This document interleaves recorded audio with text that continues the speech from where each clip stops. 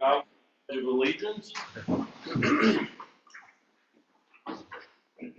pledge allegiance to the flag of the United States of America and to the republic for which it stands, one nation, under God, indivisible, with liberty and justice for all.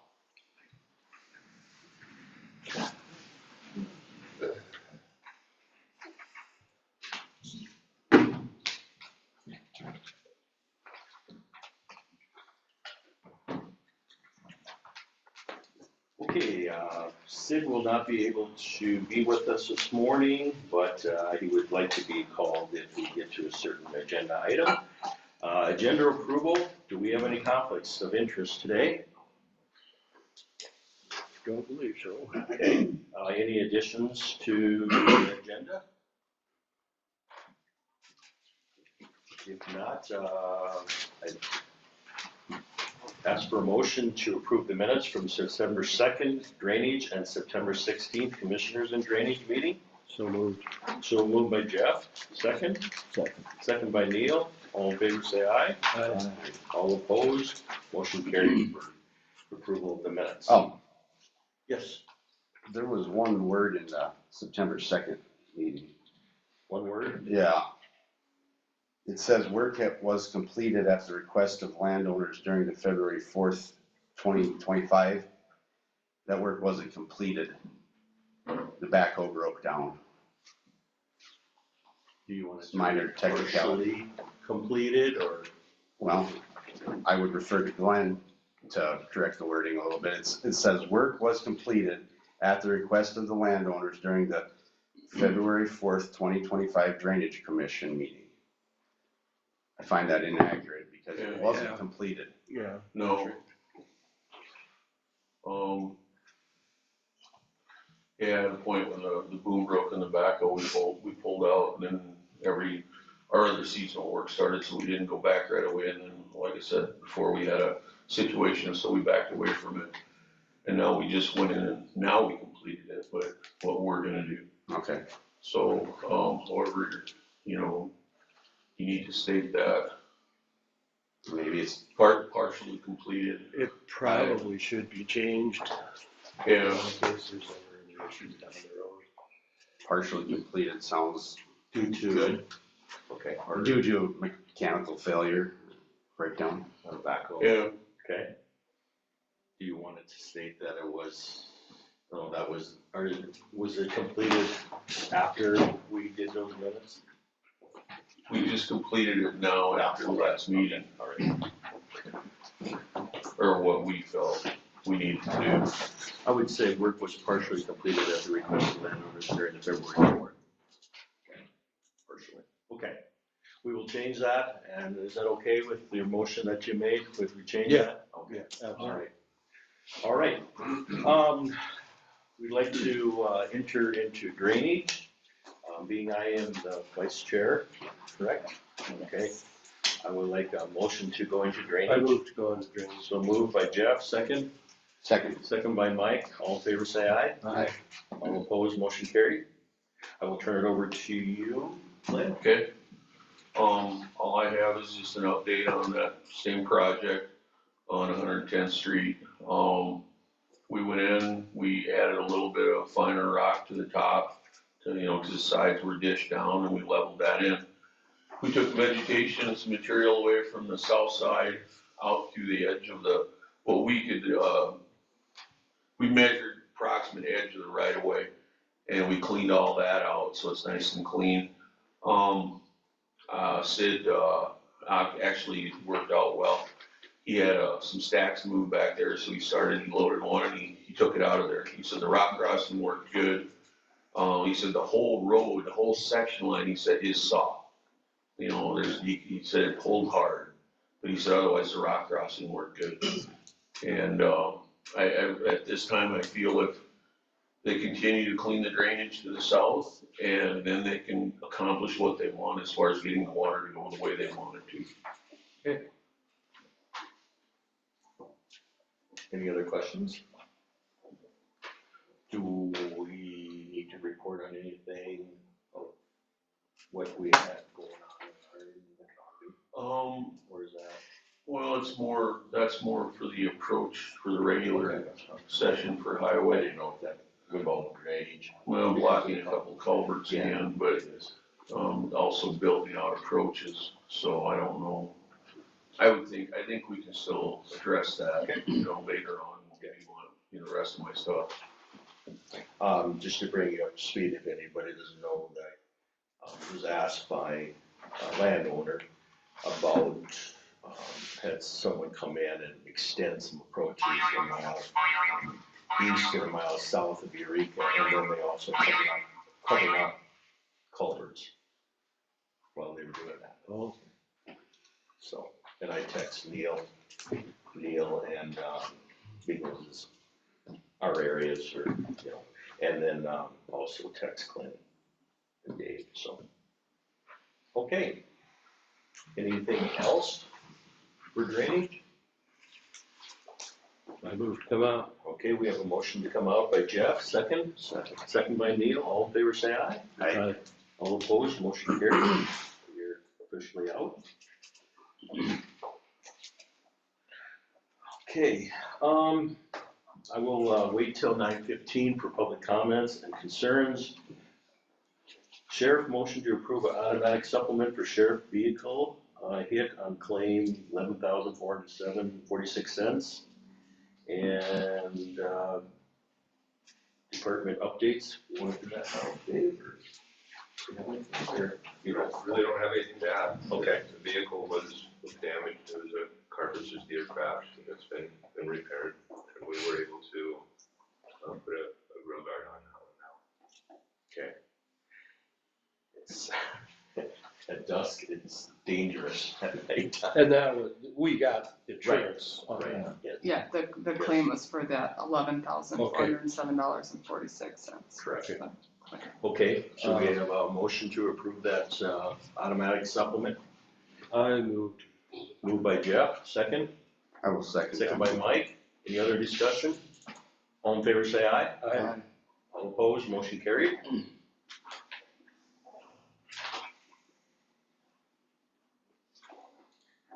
I guess we'll just, move into, touch on the emergency management. Or do you want to tell possibly?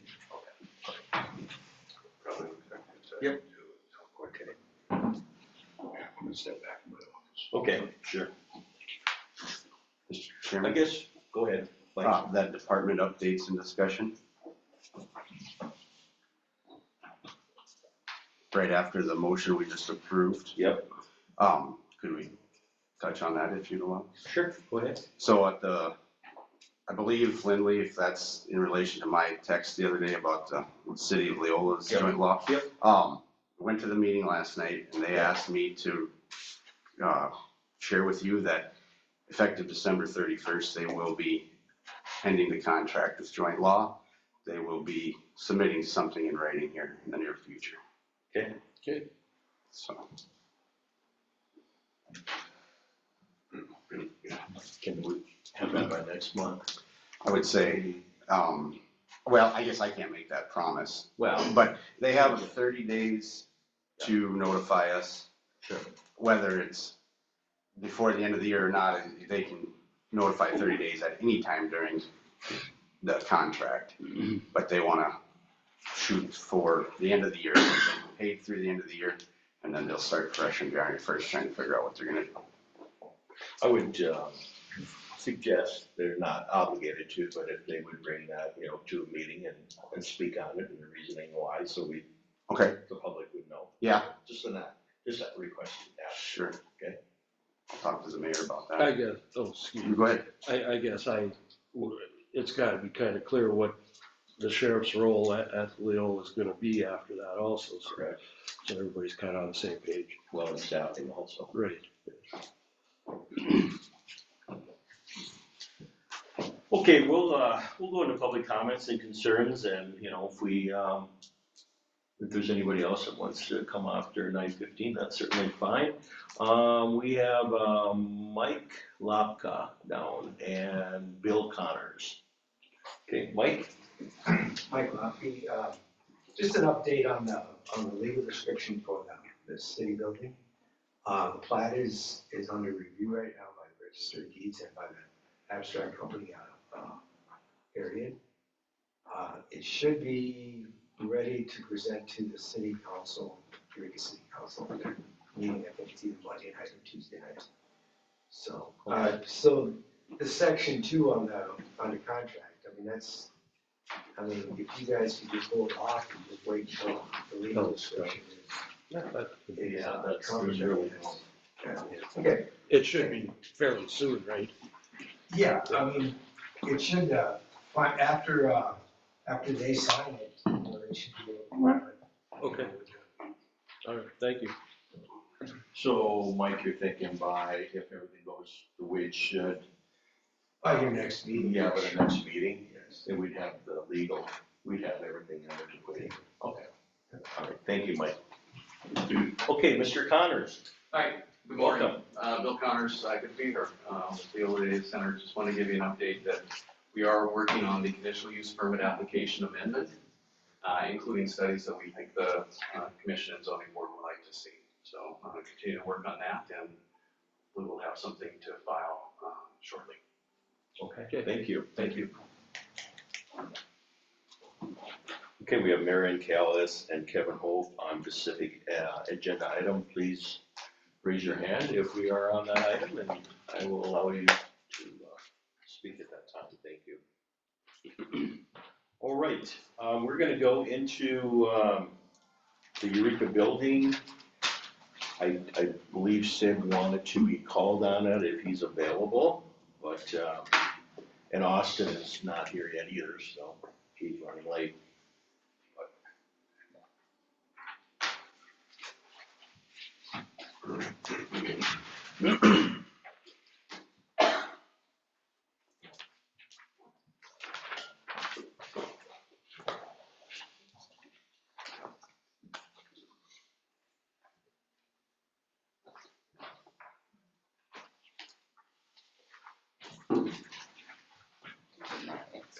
Okay, you did not answer. No. That's fine.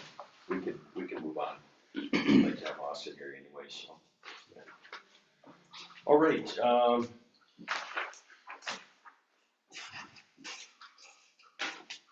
can we move on to? Nope, Mayor's calling back. Okay. Well, they're ready to talk about the Eureka building. Yeah, in a minute. Okay. Morning, Sid.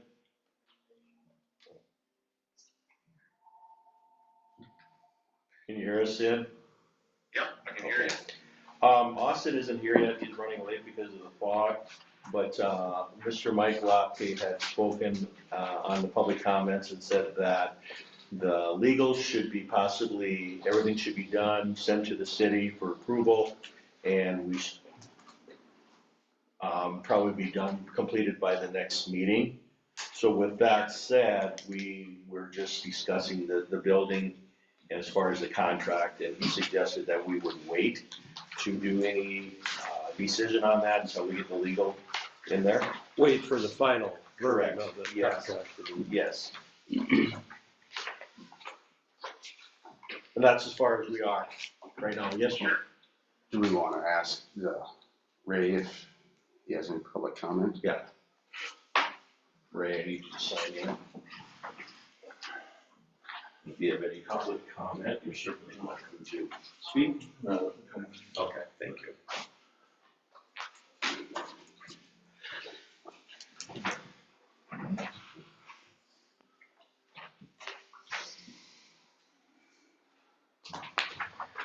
I guess, I don't know if we're gonna just wait for Austin to explain what's in there. You got to all read through it, okay? Is there anything in there? I did question this last month when we talked about the water meter being in there or not. And they did include that, but Kevin, do you have anything to add? Just under maintenance, Yes. that paragraph, I believe, I had initially made changes last month after we got out of the meeting with you guys. Yep. And, I hadn't taken a look at it because of the wedding and everything, but the fifth paragraph down, I believe, is the one that we changed here last night after I took a look at it yesterday. As far as one. Very There will be a meter installed. Yep. And we'll go to the building, and then all utilities will be transferred to higher in their contract indeed. That's the only change in that I want to go on. And that would be effective whenever, January first, yeah, okay, understandable. Okay. And I read in there that, the shut off, test the curb stop within 1 year of signing the contract for deed. We cycled it. It does work. Okay, all right, good, good, that's good. And, cement had been poured. Yes, Checked that out last night. Dave and I was on the roof, hadn't been on there beforehand and inspected that last evening also, so. That work should be done this week, with they're on the schedule for Jan this week. Okay, all right. Okay. Austin, we just, before you came in,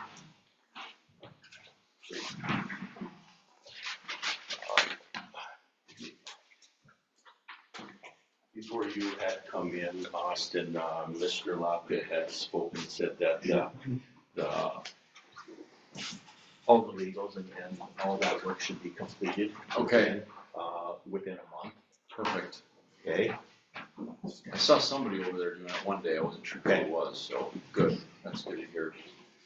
So we'll probably table the final draft of this until the legals are actually. Yeah, And that would make the most sense That at this whole point. section doesn't have to be in there. Yep. Or that whole part. Okay. Now, I know that Sue had emailed, I thought I forwarded it to you guys, a Word copy of this yesterday morning. So now I see she emailed me another one this morning with some more changes.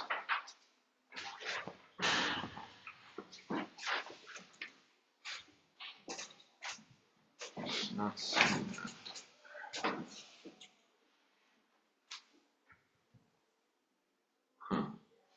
Changes to this document. There was one word, in under 9, so the copy you have in front of you is what she sent this morning.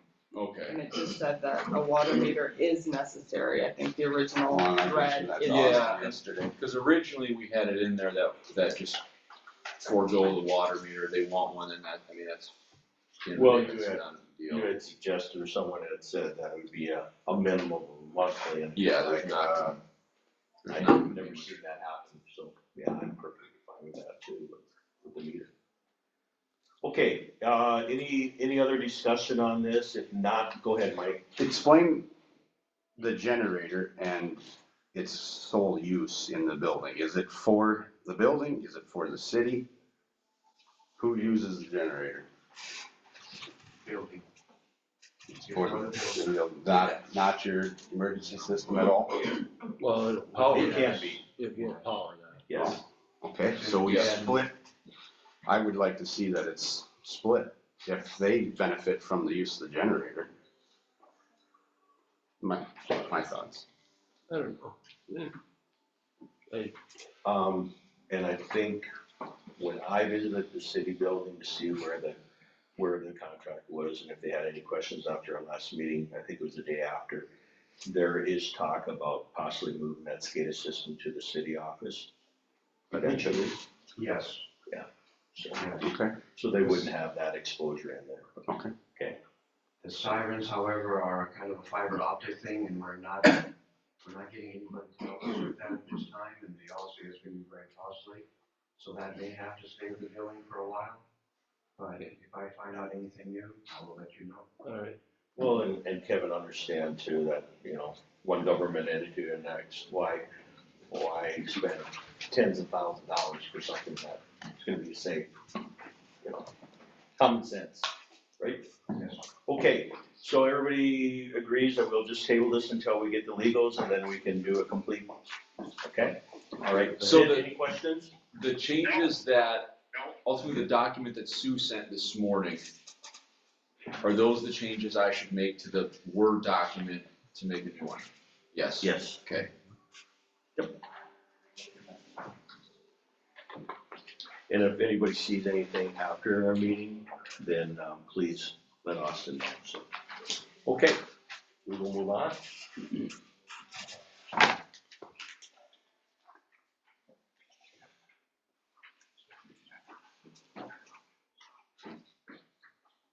Okay, we have under, the agenda item, emergency management, and we wanted to wait to address it with Dave, and then that Austin was here.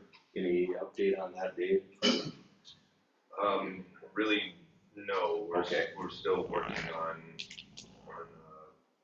finding candidates for those positions.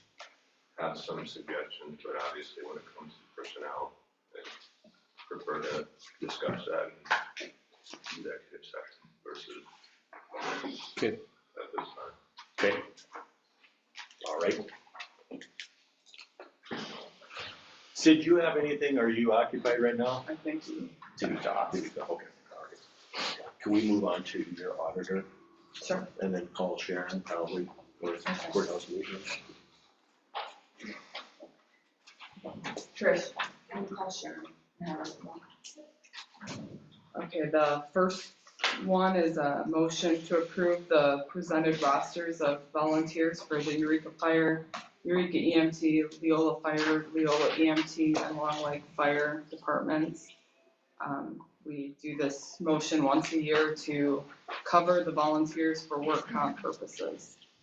And the names of the volunteers has to be on the roster at the time of any injury to be covered, and the departments know to update their rosters as needed throughout the year. Okay, so their rosters are all updated to this point? They're updated, yeah, to this point, and then if they would have any additional changes, those would need to be a motion to add them or Okay. remove them from the roster. I move to approve the presented rosters. Okay, we have a motion to approve the presented roster. We have a second. Second by Neil. Any other questions? Everybody want to see the list? Phone numbers? I looked at it. Okay. All in favor, say aye. Aye. All opposed, motion carries. Then we have a second approval on cash transfers. That is half of what we budgeted to transfer to the two joint law funds. I believe that should be enough for this entire year, cash-wise. But if not, then we'll revisit in December with the other funds, cash transfers, if they need more of that budgeted amount. So right at the present time, it'll be 23,300 to the Eureka joint law and 23,300 to Leola. Yes, So there'll be two transactions. yes. Okay. Any questions? Ask for a motion to transfer those two amounts. So moved by Jeff, second. I'll second. Second by Mike. Any other questions, discussion? All in favor, say aye. Aye. All opposed, motion carried. Tab number 4.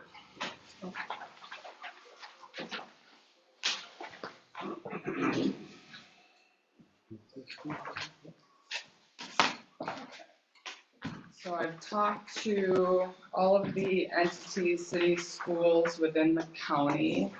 I believe for the primary, we'll be combining with Leola City, Eureka School, Leola School, and Edmond Central School, if they would have an election. And then in November, the Eureka City wants to combine if they would have a city election. They would run their city elections or we would run their city election in November on that ballot versus the primary. They are gonna move to, for their council to start in January and the term end in December. So in looking at our current precinct lines, I ran the number of possible ballot styles with the current precinct lines. And assuming, I assume the ballot style or the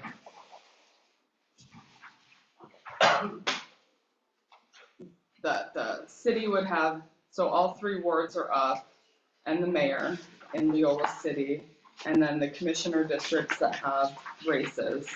And then assuming that we'll have a Republican, a Democratic, and we would have a non-political ballot style with the school and city races. And the federal only, we have to have one federal only per precinct style available. So in looking at the current precinct lines, it ran to, we kept the lines exactly where they are today. Precinct 1 has 12 styles, Precinct 2 would have 7, Precinct 3 would have 4, and Precinct 4 would have 13 ballot styles.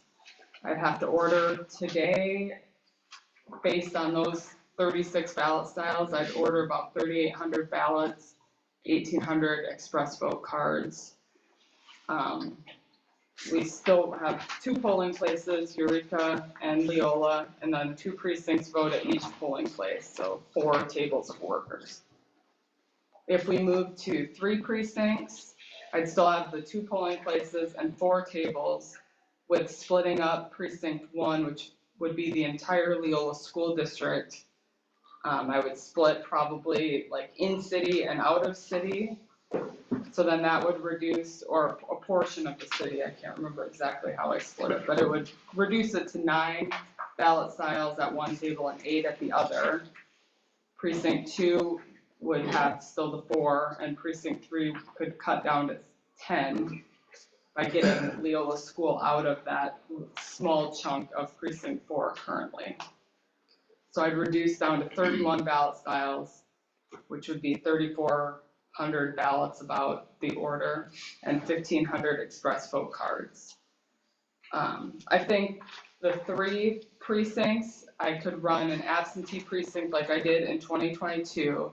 Probably half of the voter turnout in Leola is absentee, so that wouldn't add any more work or time to the precinct workers, and it wouldn't add any auditing time. If we reduce down to 2 precincts, it would be double probably the auditing ballots for precinct 3. If I condensed Eureka into 1 precinct, that would double the auditing time, I would assume. So we're doubling the ballots about if that precinct is drawn. The 3 precincts, I think there would be no voter impact. I'd still run the 4 tables, so the voter wouldn't, besides, maybe voting at a different table than they're used to, they'd still vote at the same place.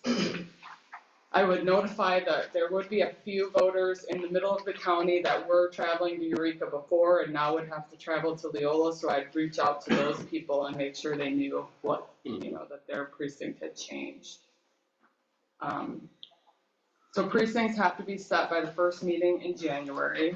I would suggest that we make any changes by December and then re-adopt the resolution in January. Petitions this year aren't due till March 31st, which is the last Tuesday in March, and absentee voting starts on the 17th of April. So we start planning this ballot order in February or March, and then as soon as candidates are set and certified, we have to get ballots done ASAP to get ballots in hand by the 17th. We're working, the timeline this year is extremely tight. It leaves about a 10-day window, and that's assuming there's no challenges at the state level. So it will be very hard to get ballots, but we're exploring every option to make sure that we can, get the ballots available as soon as possible. So if you guys could just think about what option, we have to reduce or move that line somehow. 36, that's adding ballot styles to the table increases the error and the complication for the poll workers.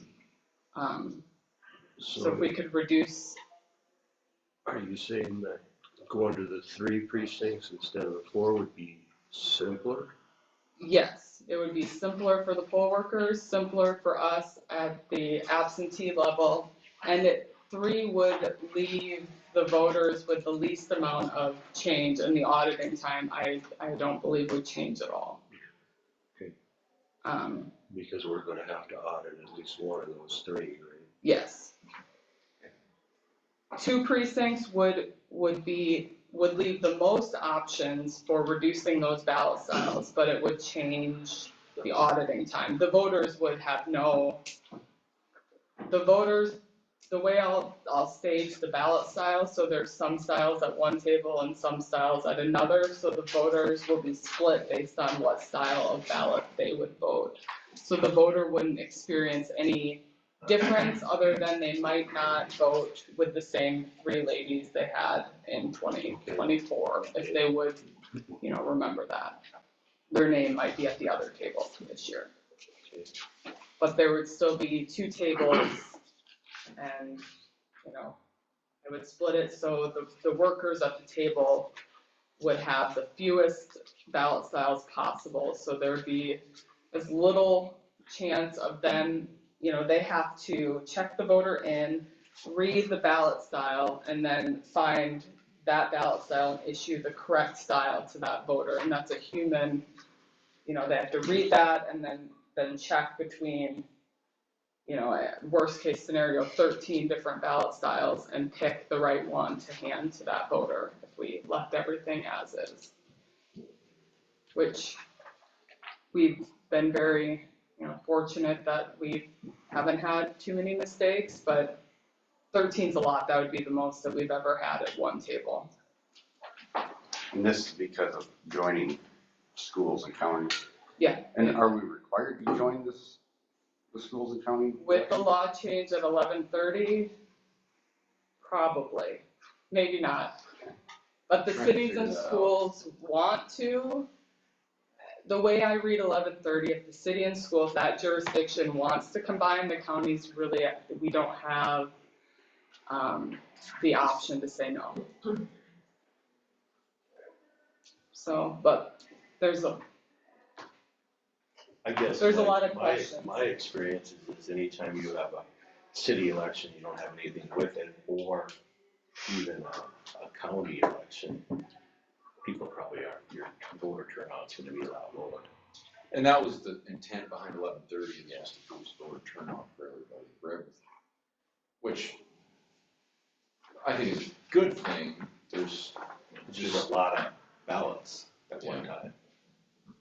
Yes, the city with the 3 wards, it would be a lot easier for me. I can't make the city do anything, but if the cities went at large or even changed their term, so, not every single ward was up each year, or if they were at large and it was like a vote 2 for the entire city, would be a lot easier than having 3 wards. I mean, for Leola, 3 wards creates 9 ballot styles. So the styles grow, the number of styles grow very quickly when you add in cities and schools. But it's doable, we're gonna have to really try to stay as organized as possible for the workers. It'll be a change for them. It'll be harder. When did you say you have to order the ballots? Well, precincts have to be set in January, so I won't know, you don't know races until the beginning of April. Right. So you have to set the precincts before you know who is, what jurisdictions are gonna have races. So you plan for what you think is gonna have a race, and then you amend, as quickly as possible after those candidates are set. So I would like, the commission has to approve the resolution to change the precinct lines. So I would like some direction as to what the commission would support if we changed the precincts in December and then readopted that same resolution in January. So everybody was aware that the lines shifted a little bit. Well, I kinda like the simpler one that's going to the 3 precinct thing. If we have 3 precincts, do we have less people, or are we gonna have more people, the same amount of people working in the 3 precincts that we did in the 4? Yeah, same amount of people. I would there would still be 2 tables, and I would split up the ballot styles within the precinct so they each have an even, or as even as possible, voters and ballot styles. So So one table isn't sifting through 13, but the other table only has one, or vice versa. I try to split it up as even as possible. And that would have to come as soon as, the candidates are set and we know for sure what's on the ballot, which won't be until April.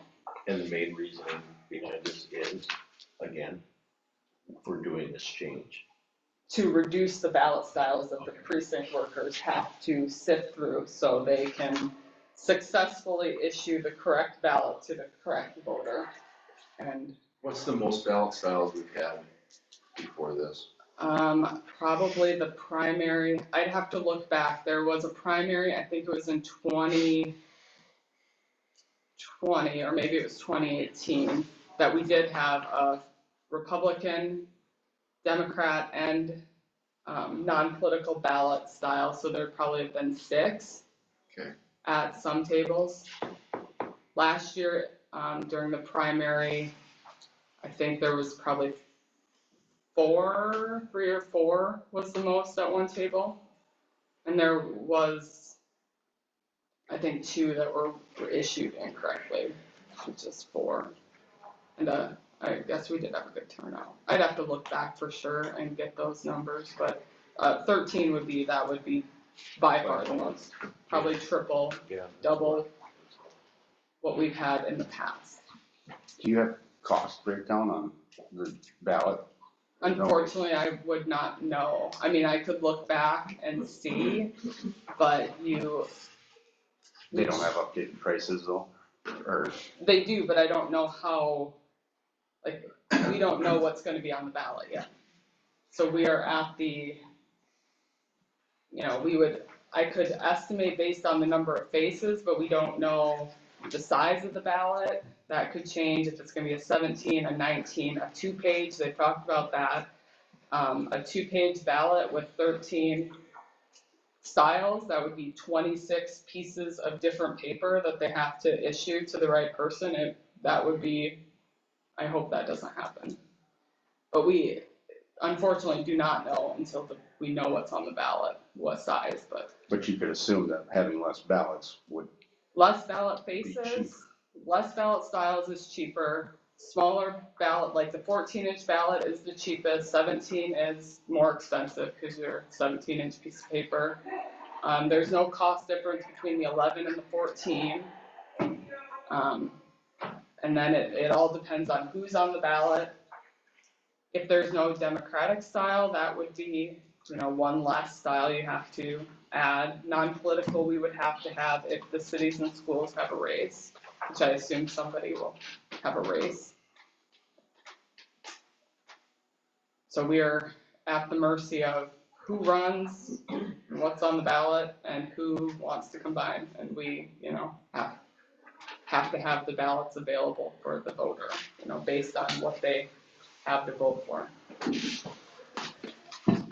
So you can't, I can guess, but you won't know until you have to have the ballot, and then you'll know.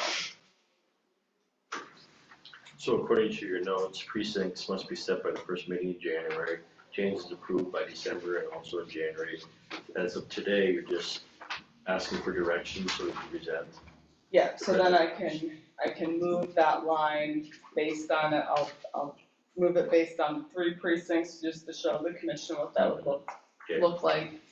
And then I'll have a resolution ready in December, which would have legal, description, describing where those precinct lines are.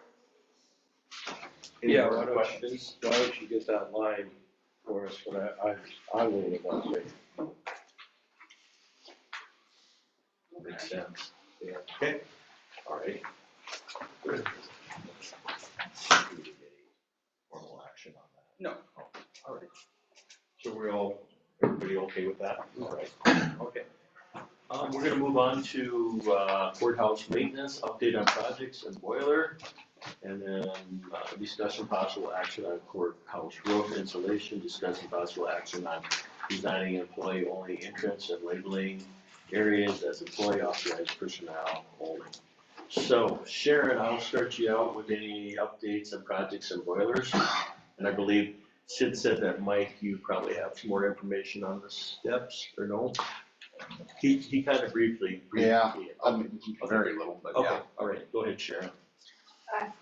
I have nothing new on the boiler, update. Okay. The gentleman hasn't come back with parts yet to, get boiler number 2 up and running. So we're just waiting. Okay. But he will get to that before it gets I chillier. hope so. Yeah, We I probably mean, need we to- have boiler number 1 that we could run if Right, need but- be. But he's waiting on parts and until he gets parts and gets us scheduled to come up here. Okay. I'd probably reach out to him. I can do that. All right. As far as the steps, Sid did say, what's the name again? I've kind of looked at those, Mike. The local guys, Yeah, Reed and Josh, yes. the state line, yeah. State Line, he said that, they thought they could probably do a coating of a cement or whatever, you know, that is cost effective. And if you really wanted to, they could put something into the cement that would be a rock. But he said there's nothing that will be done this year anymore. So that's what's it. Okay, so kind of got some time. That's in regards to the steps, not the side.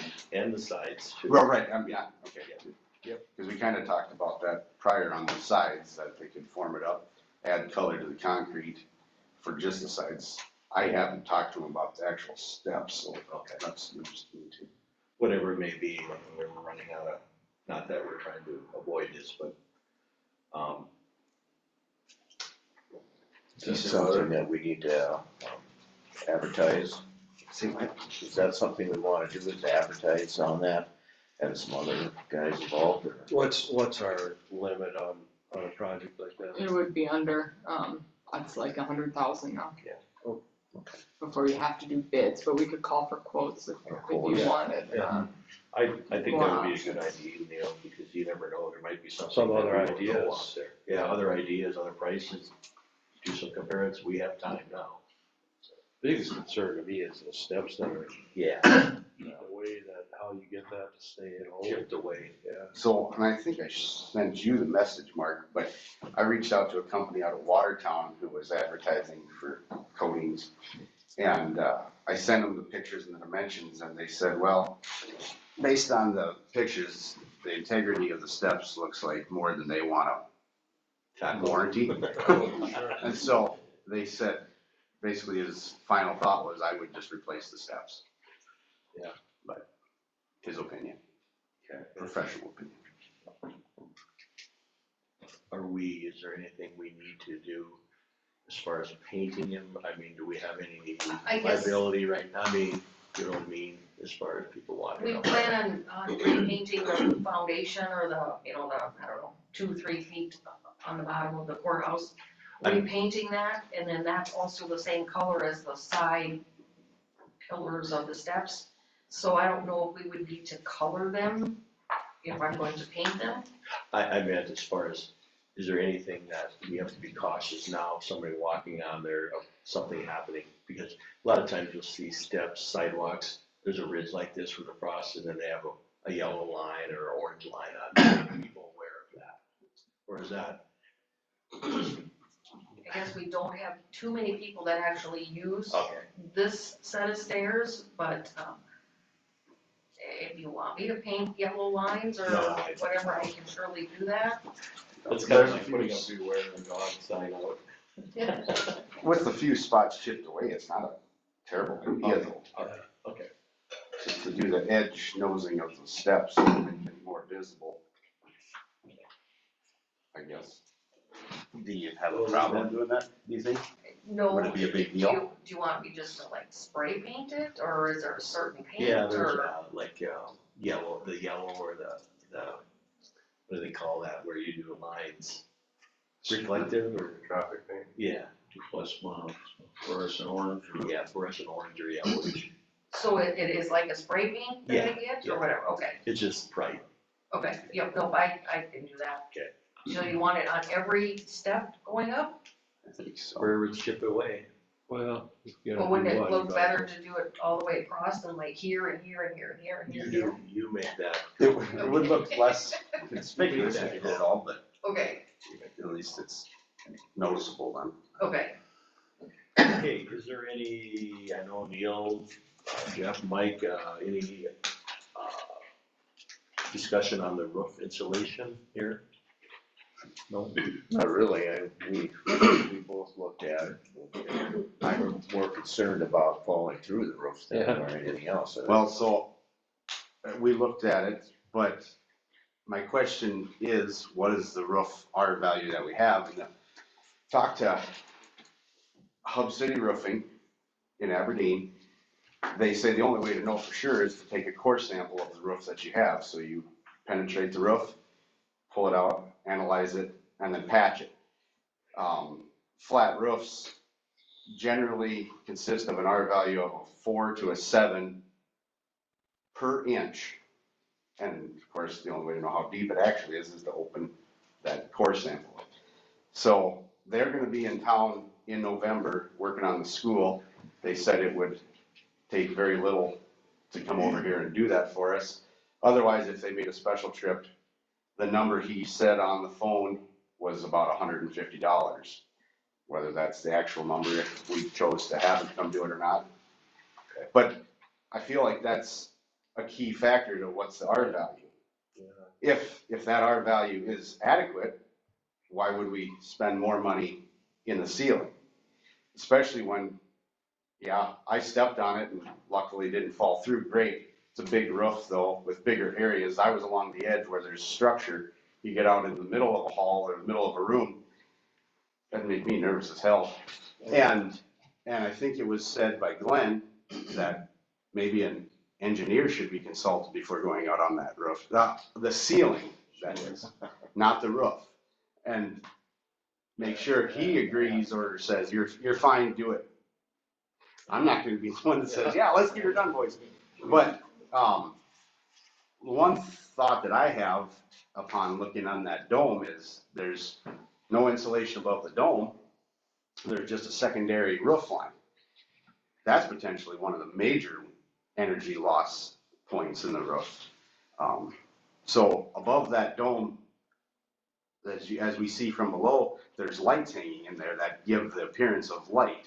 How important is that? And if it's not, wouldn't we be better off trying to blow that area in to reduce loss there? Could you, just spray That's ceiling in there? I think Leave you the dome could, the way it is. Potentially. Leave Yeah. the dome the way it is with the I lights. guess we'd have to have a contractor look at it and say, yeah, I can work in here, or Yeah, you guys are nuts. This is a dome. How do I well, work on that? I know when we closed that dome, it was unbelievable how much difference that made. And I'm sure by insulating would make a lot more difference. Sure, we could look at that. Yeah. I would think we should analyze the roof that we have to know where we're at. And another thing is adding that insulation in there below an insulated roof creates a dead zone, which would need to be ventilated properly. Just like a person's house, when you don't have proper ventilation and you have an asphalt roof, the shingles curl because it gets too hot in there. So that would have to be something to consider too. Do you feel that we should have when they do the school, come over and? I think that would be a fine time. That's not a lot of money. Try to to, have it well, done. and if I understood them right, it wouldn't even take that much if Right. they're in town working. I So- think that would be the best starting point there, but I also think just doing the dome, looking into, full spraying the entire, the ceiling, sides, and still leave the glass and the lights in there, Yep. you still could by doing that. Do you think maybe James would be a good, place to start? Yeah. And I don't know of anybody else in the county that sprays. I don't either. There's other people outside of the county that could come give us another quote too. But Well, if we just to keep it in the county, if we it could. would be nice, but I can check. goes along with the concrete steps too, they're in the Okay. county Have too. him take a look at it. Okay. All right. Okay, The other thing is, just talking about designating employee-only entrance and labeling areas and employee authorized personnel only. Do you wanna touch on this, Sharon, or what, you two, or? I think we're all aware of what, took place, but. I guess I brought it to you guys to see what you guys thought about, maybe having the north door as employee only and having the east and the south door as, for the public to come in. Are there cameras at both of those, the south and the east side? Yes, yes. Did something happen? Sure, Mr. Chairman, Yeah. would it be all right if we had her share Yep. Here's mine. what happened? It's not terribly No, there's just. concerning, it's just an No. incident. I was in the basement, I only had one light on down there, the stairway light.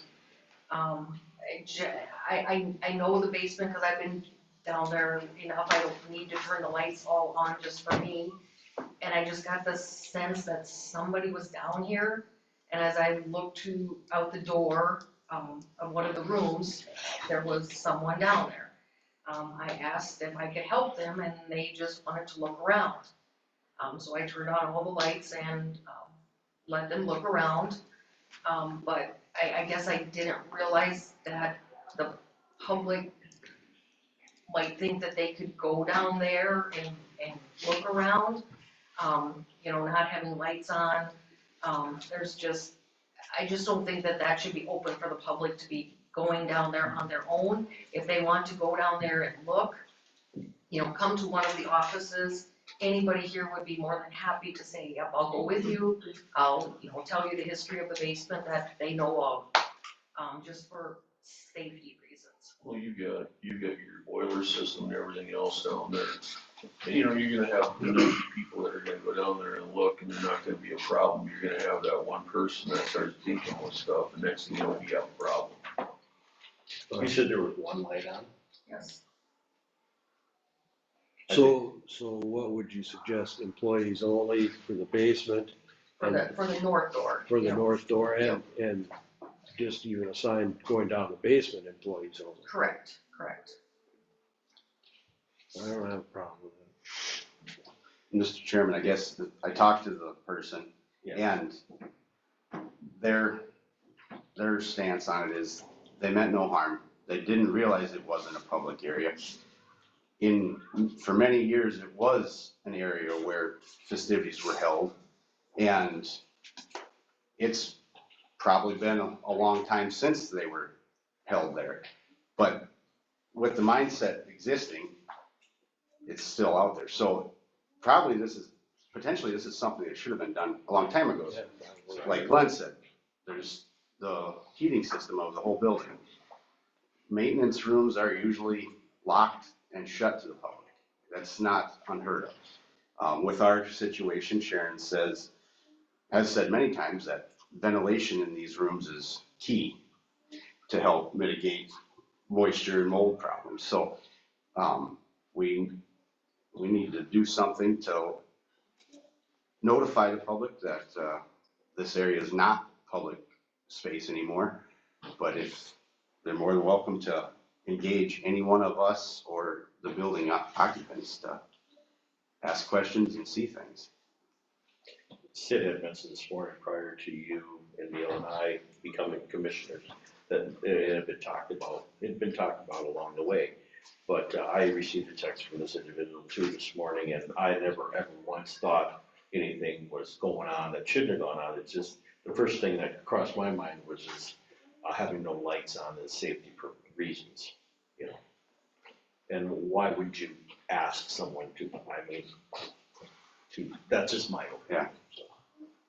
And we had talked about designating the third floor on non-court days as, having somebody come get an employee just so we know who is in the building.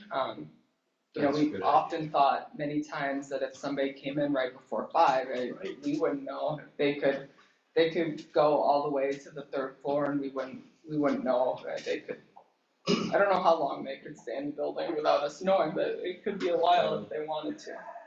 Well, Sharon brought up the fact that the judge that comes to town here would prefer that it was locked and unable to access. And for the same reasons of air movement, they've decided to keep these doors unlocked and open. So we're kind of defying the judge's request, but having these ropes, like Lindley mentioned, is a first, probably polite way to say, please ask for permission to go into these areas.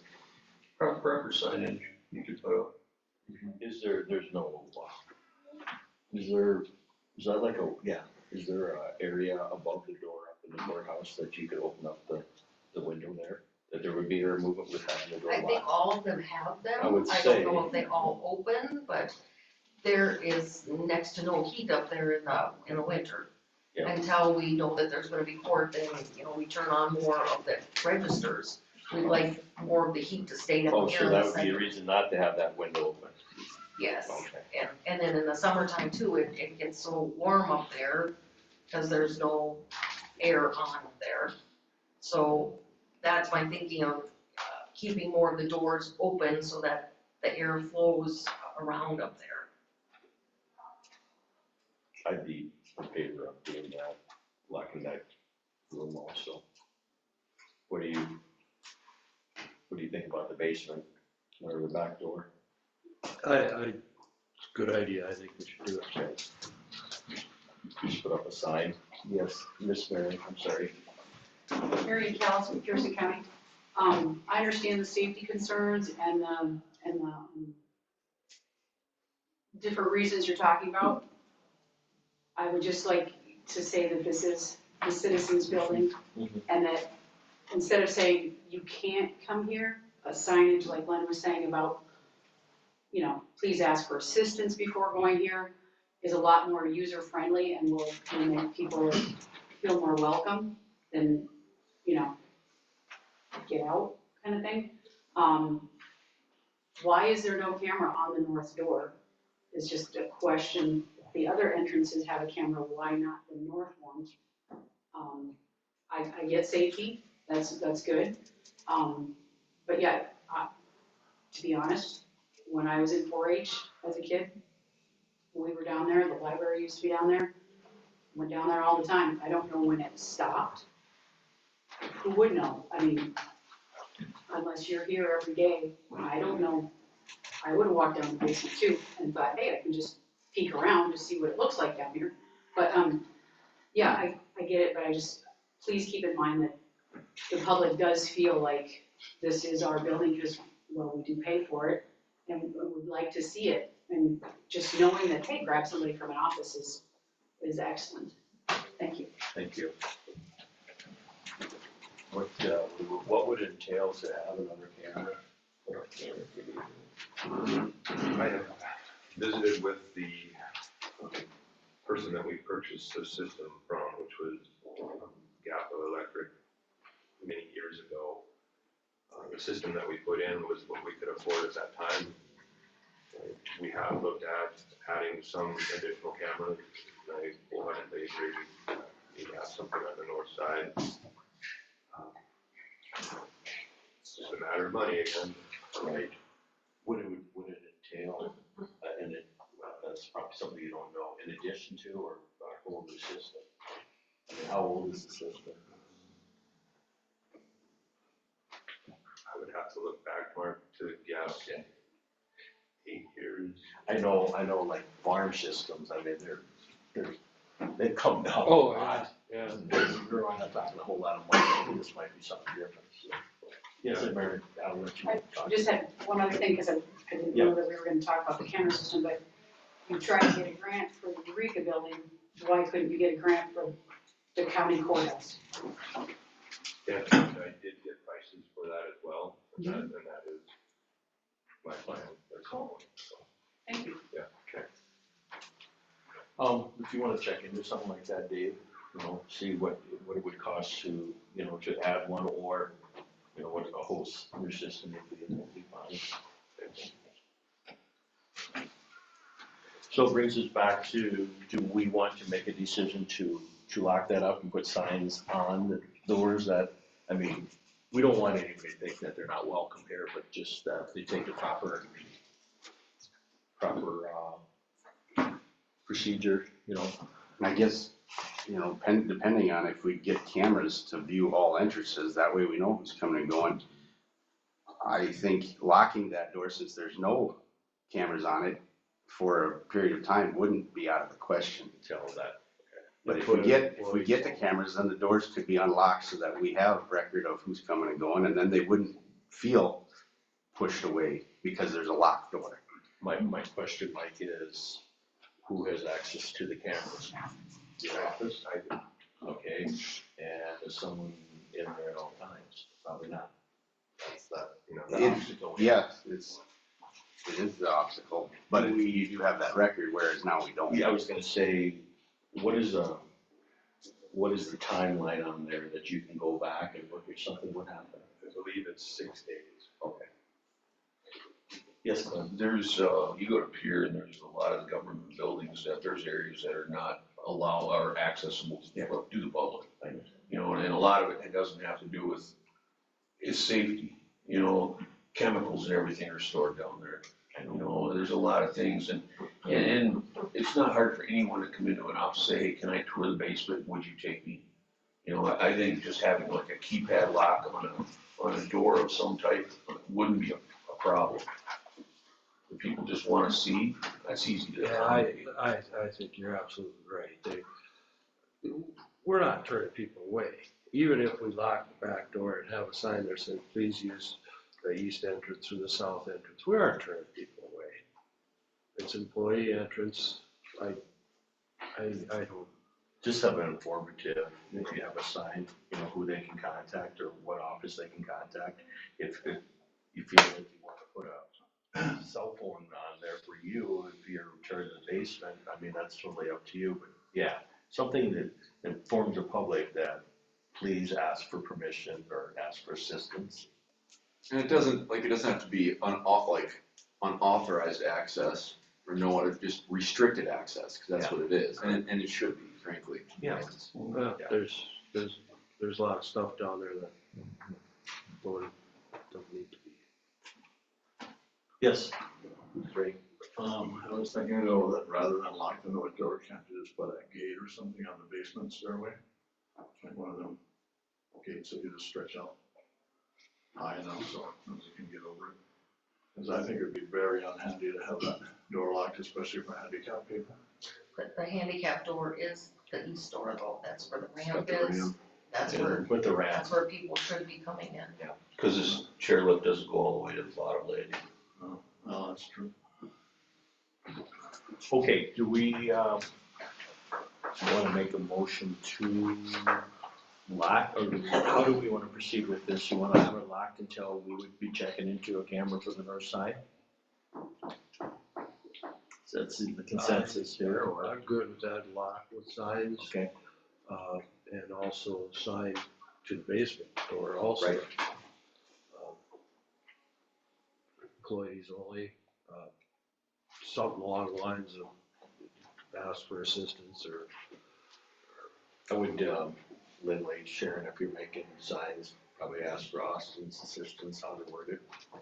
So did the judge say he would like the courtroom upstairs locked? Is that what it was? This came from the clerk of court's office that, yes, he would like the courtroom locked at his chambers, I believe, right? So I believe There's a lot of ways to get in that courtroom. Yeah, there is. I mean, once you start closing all those doors, well, you've got, the only thing that's really open is the hallway then, and how do we get heat and the air to get around up there then?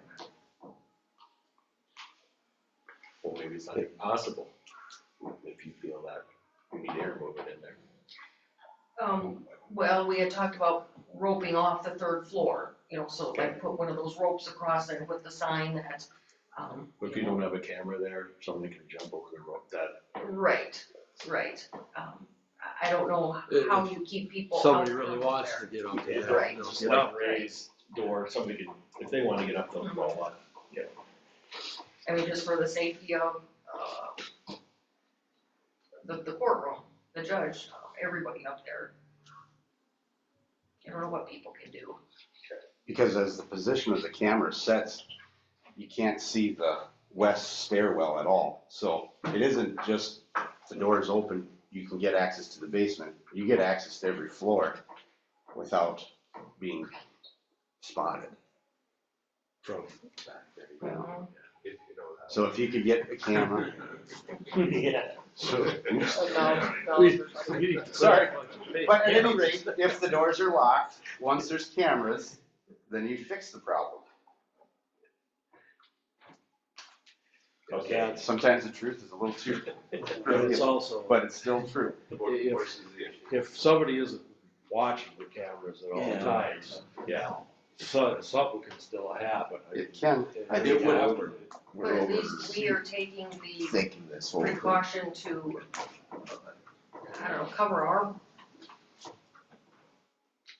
us, that if we don't have signs up and somebody would go downstairs or upstairs and get hurt, and they said, well, we didn't know we weren't supposed to be here, Yeah. they were covered. So, yeah, signs are very inexpensive. They put the signs up.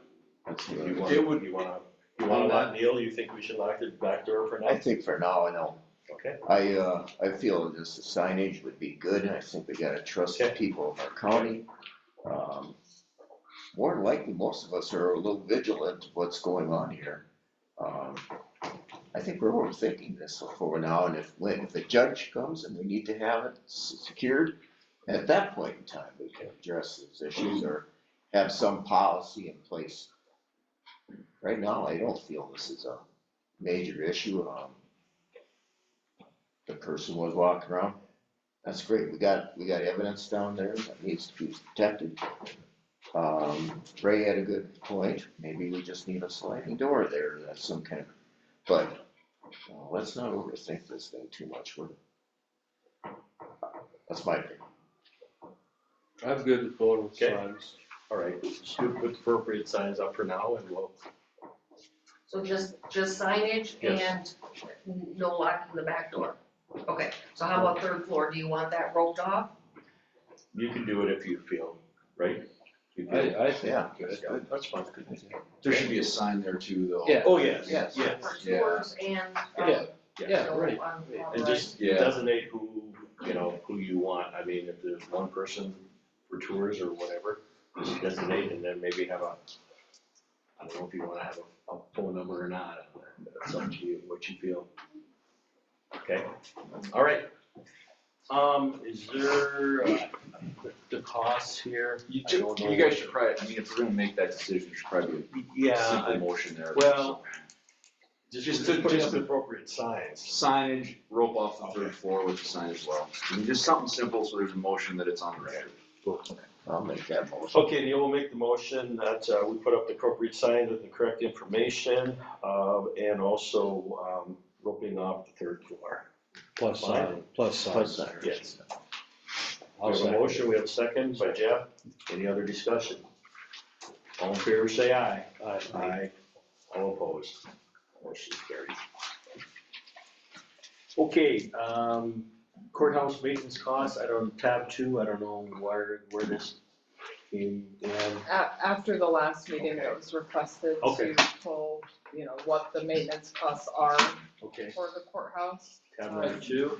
I think we were really kind of trying to determine, heating costs, as far as if it pays to maybe try to insulate the ceiling and, that type, that's kind of where we were going with this.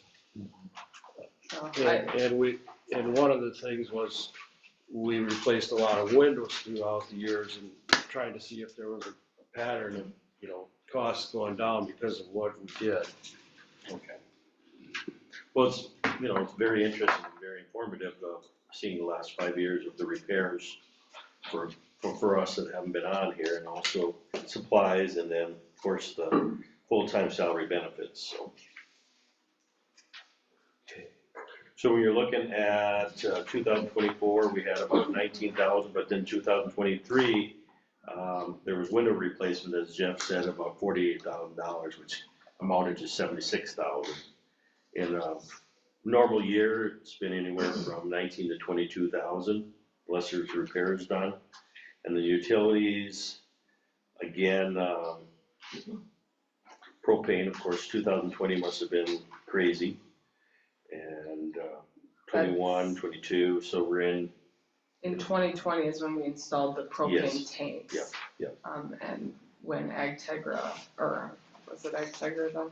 When they used to have a direct line and they discontinued that and we added the tanks in that year. But I think there was some heating overlap where we had the tanks and we still had the direct line for just a period of time before they shut off that direct line. I remember that, there was a little bit of overlap there. So I think that's what the increase in 2020 is. We had the propane tanks and they were filled, but the propane supply was still coming from that direct line until they got it all switched over. So in 2023, we must have replaced a bunch of windows. Those were the third floor, the Third floor. courtroom, the court, the ancillary rooms, and the judge's Right. chamber, big. But, you know, these other ones we had done I must have been before 2019. Yes, But, you know, I don't know if this is something to really look at, but you look at 2022, propane costs of 26,000, in 2023, we're down to 18,000. Now, did replacing those windows make that much difference? It's possible. Or should propane so much less? Maybe, You know, Yeah, I know that- there's a year when it was like $3 to $5. yeah, that one year they really got us pretty good, so. Are we going to replace the rest of the windows up on third floor? So it would be just kind of those outer offices, right, that aren't used, The right? northwest windows? Yeah. Well, I know they're gonna be very expensive compared to when we started doing the project, but I'm sure you could feel the wind coming through, can't you? I mean, why do all this insulating when we've got windows Right. that are Yeah. blowing Exactly. through? I mean, Exactly. where do you start? How many windows? I I'm don't, not sure how many are left, I'd have to go count for sure. 6 or so. Should be less than 10, isn't it? I would think so. Yeah. maybe you should get a list of what's left to do up there. Because it looks to me like, and just by doing, I know by doing the windows, we saved a lot. Because you used to sit here and just feel the wind coming through it. Even coming up the stairwell, when you walk by them, you can just feel the cold air. Oh, coming yeah. through. So I'm sure that would help up there heating and cooling. Yeah, get a list together, what needs to be done, and I guess we take it from there. Yeah. See what we wanna do. Or anything else too, you know, anything that you feel would be a major expense that should be replaced, so. We can, And, you know, we don't have to do all this stuff in 1 year. no, I really think that when we talk about the dome, I think that's probably a good place to start, and these windows probably would be too, before we tackle blowing more in and create more problems if we create a heat zone in there, you know? okay, anything else on this? As you see, 2025, we're about 3/4 there, so we'll, probably be in that 120, 130, 30 to 40,000. And any year that we had any major repairs, you know, we exceeded 185,000, 175,000 for total costs for maintenance. I think it's always good to have, and all people have 5-year plans, what you wanna do, what you wanna be your personal and business, so. Okay, anything else for Sharon? All right, thank you. Thanks, Sharon. We'll take a 5-minute break here and then we'll go into highway department. Glenn? Okay.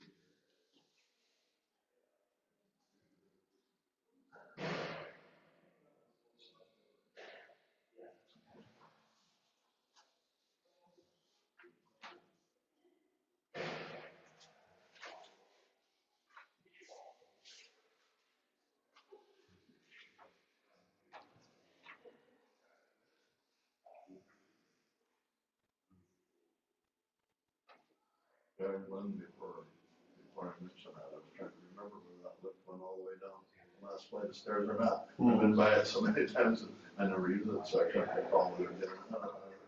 I think it would be the object of having it. What would be the object of having it otherwise, but after you mentioned that. Yeah, when they put the lift in, then they built the ramp on the other side, so they had access to the building.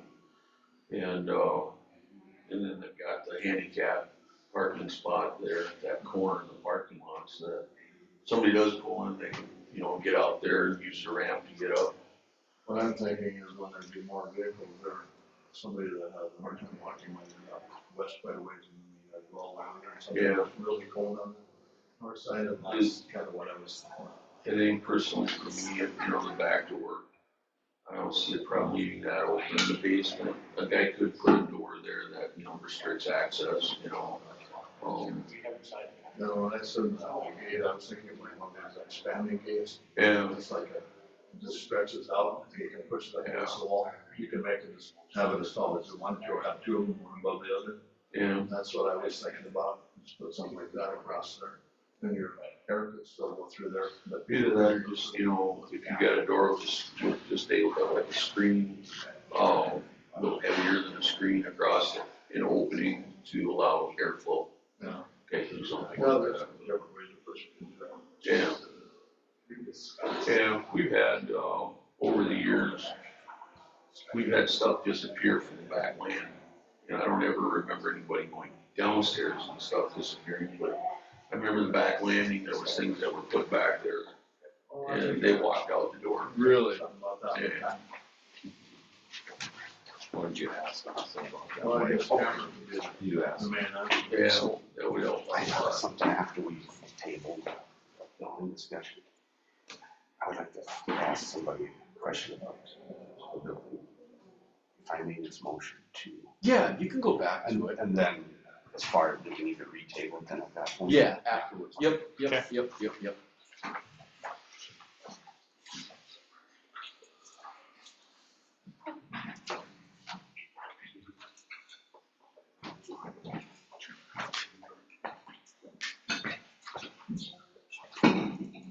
As long as you're not. I just need some information, it's a discussion. Yeah, and there's never an issue there, as long as you're not making a motion to make a decision on No. something. I just wanted to, I thought of something after the fact. Yep, not a big deal at all.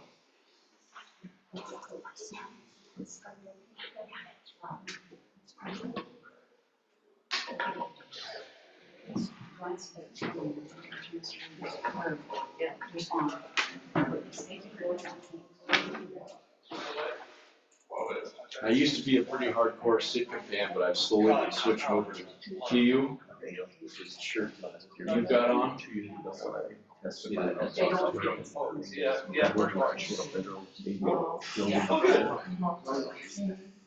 trying to personally. Well, that's base layers, but their base, you can't beat their base layer stuff. I mean, you can't not beat it. It is unbelievable. You like. All the base layers I've got now is all First Light. And socks, their socks. I don't want those, but I really don't. Buy it when they're on sale. Yep. They've always got that really good, Shields actually has a really good First Light silver on right now. The First Light website, Black Friday, always awesome Black Friday sale. I'm finally to the point now where anything else they get is definitely just a want and not a need though, so. A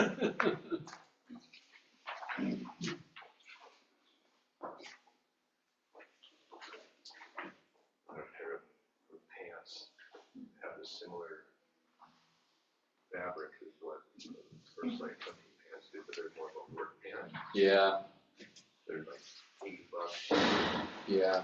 And First Light did just come out with some new pants actually. I haven't really looked at them yet, but I know there was one of them wasn't actually just a straight work pant, not a hunting pant. Okay, Mike, would you like to bring up what you had asked me to? Sure, I would move to reconsider our action related to the Eureka building. I just have a question to ask Sheriff Dave. no other possible action would be required, just information. That'd be a formal vote. Yeah, yep. It says, yeah, need a majority. We have a motion on the floor. Do we have a second to? Second. We have a second. All in favor, say aye. Aye. Aye. Opposed? Motion carried. Go ahead, Mike. So, you've done some research on that holding cell, and that research, did it involve, complying with ADA? ADA accessibility, no. Okay, we should maybe consider looking at that, moving forward to make sure it doesn't need a substantially greater cost to update that cell. Yeah, as far as the ADA accessibility in that building currently, it has to do with the stair chairs that are on the other side. Full disclosure, I have not looked into the operation of those. I do know the one that goes down to the library certainly does work, but I haven't tried the other one yet. I'm trying to picture how that would work with somebody that doesn't want to be there and you're putting in a stair chair to get them up, but it's certainly something I can look at. Yeah, and even like the width of the door and all possible ADA restrictions. So I know our insurance company did come out and they were the ones who suggested the items that need to be addressed, covering up that glass lens and putting plexiglass on the cell doors and securing that heating cowling, but they didn't say anything about ADA accessibility. I would assume that they would have mentioned it, but I mean, I can certainly look further into that. So, okay. With that, then I would make a motion to table it again to move on with the meeting. Okay, we have a motion on the floor to table this. We have a second. Second by Neil. All in favor, say aye. Aye. All opposed. Motion carried. Okay. All right, we're gonna move on to highway tab number 3.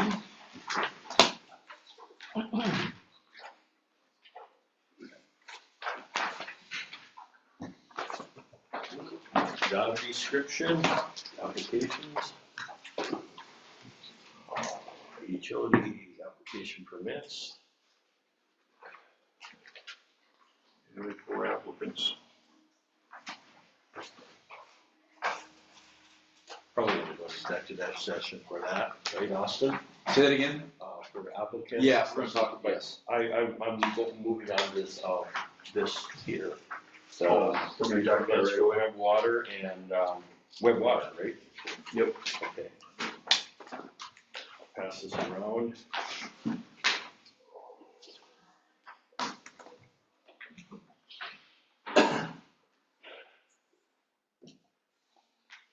So we have 2 permits. You want to give us a little bit of where they're at, what's going on? I have to go back through the map again and look at so many of them. It's just they're doing their projects and there are some places where they've had to work inside the right of way. I don't remember if these were exactly the one, but like on 17, they actually had to go back into the right of way and tie into the existing line because they couldn't get easement from the landowner to tie the 2 parts together. You know, but it's just normal work in the right of way. I move to approve the 2 applications. 2 applications. Okay, we have a motion on the floor. We have a second by Neil. All in favor, say aye. Aye. All opposed, motion carried to approve the 2 web applications. Do you have department updates? Do you have anything there? Well, basically, right now, we're, again, as stated in the drainage meeting, we finished, what we were gonna do on that low rock crossing, and then, right now I've got, the guys, blading and mowing is the main thing we're doing right now. I do have the dozer working on 1 pit. I had a landowner request earlier this year to do some reclamation work and, try to get more of his property back in usable condition. So I've got that happening right now, and I've got a couple of trucks out graveling roads yet, doing a little bit of spot graveling for the blade operators on the roads. What we're gonna be doing for couple of weeks, I am gonna break away the 2 truck drivers either, tomorrow or Thursday, and we're gonna take care of that around the base of the courthouse, the crack Okay, seal. good. We're gonna do that, and then I'll dig those roots out here so that we can get that done. Otherwise, yeah, the other work we're doing is gonna be a while, because it'll take another, I'm gonna say 2 weeks, maybe more, to finish the mowing yet. It's slow going. Yeah. There's a lot of places where it wasn't cut and it's tall and Pretty it's still thick stuff. lush and. I've got a question. I had somebody ask me, about, going across the road and I said our policies to bore, but this is an area where it's a no maintenance road. No maintenance. I mean, where do we draw the line there? She wants to, they're actually plowing a water line in. Yeah. And she's on one side, wants to go to the other side of the road too. Is it a finished grade? It's south of K-Retz's, where that old, Zinker farm is. Yeah. That road. It's, I don't know, do you blade it? We blade it. You blade it. They've got no maintenance signs on it, cause like in the winter time, Yeah. we don't do any maintenance in the winter, but we do blade it. I said I'd ask, I'm not gonna promise you anything, she said she's fine with that. Yeah, it's kind of, that one there is kind of, it's still a road that we do blade and we do have a lot of traffic. There again, would have to decide whether or not going forward, Well, that's kind of why I wanna Yeah. figure this out, so we have. She just wants to do a water line? Yeah, there's a place, it's probably, from the highway going east, it's probably a mile and a half or so. There's a water tank on one side and she wants to go the other side. She said there's actually kind of no ditch on either side, and that's where they plow through. I don't really know, she said they're gonna plow 7 feet deep. 7 feet, so how wide is that plow? It's that drain tile company. Yeah, so they tear open quite a bit. I'm just throwing Honestly, it out I there. think on that road, we better stick to our boring. Okay. And smaller water lines, I don't have any idea what they are charging at this time. I just know looking into the big lines, they're spending. But, everybody else so far, the doing water lines, I haven't had any problems with people, boring. They ask, we let them know they do. If it was just like a narrow like phone line, something small, I might have different feelings on it. But if they're going in. I have no idea how much ground they disturb, but I'm sure. An inch line or 2 inch, 1.5 inch line, that would be a little different there, if they just go like 2 feet down. Something like that, I think it wouldn't be such a bad deal.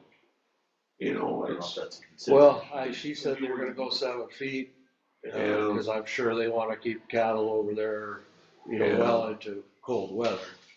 I'm thinking that would be probably a pretty good size trench they're going across there with. Okay. I'd like to know what they're gonna pull it with, how big a knife is gonna Well, go. maybe I should just have her give you a call and let her explain it to you rather than going secondhand for me. Cause I mean, if it's a small knife like Valley uses or whatever, there's hardly, any problem with that, being a 7 inch. But you're still gonna get a little. There's gonna be a little bit. But, everybody's been doing it, she'll have to let me know. Okay, I'll just have her call you and go from there. Yeah. And you make the call. Yeah, definitely no on trench, on, digging a trench. Right, yeah. Definitely no, I'll have to look at it. Okay. Okay, Mr. Chairman, could I ask one question about? Yeah.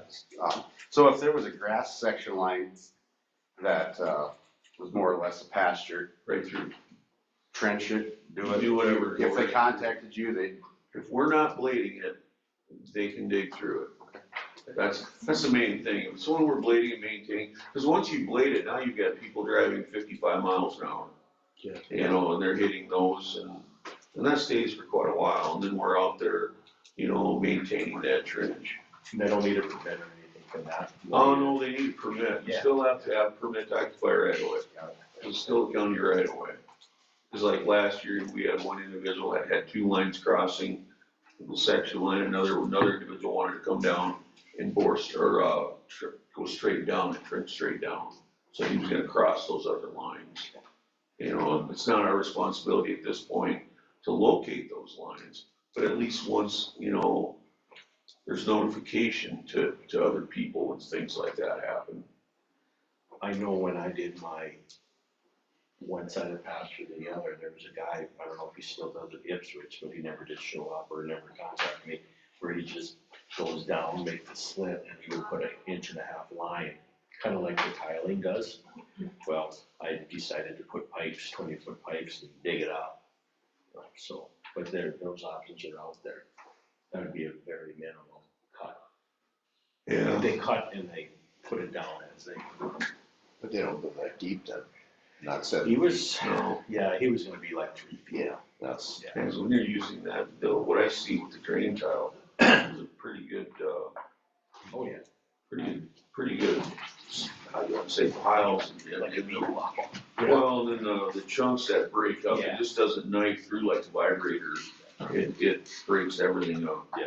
So, Okay, we're gonna move on to, discussion on, Mike said on October, what did you say?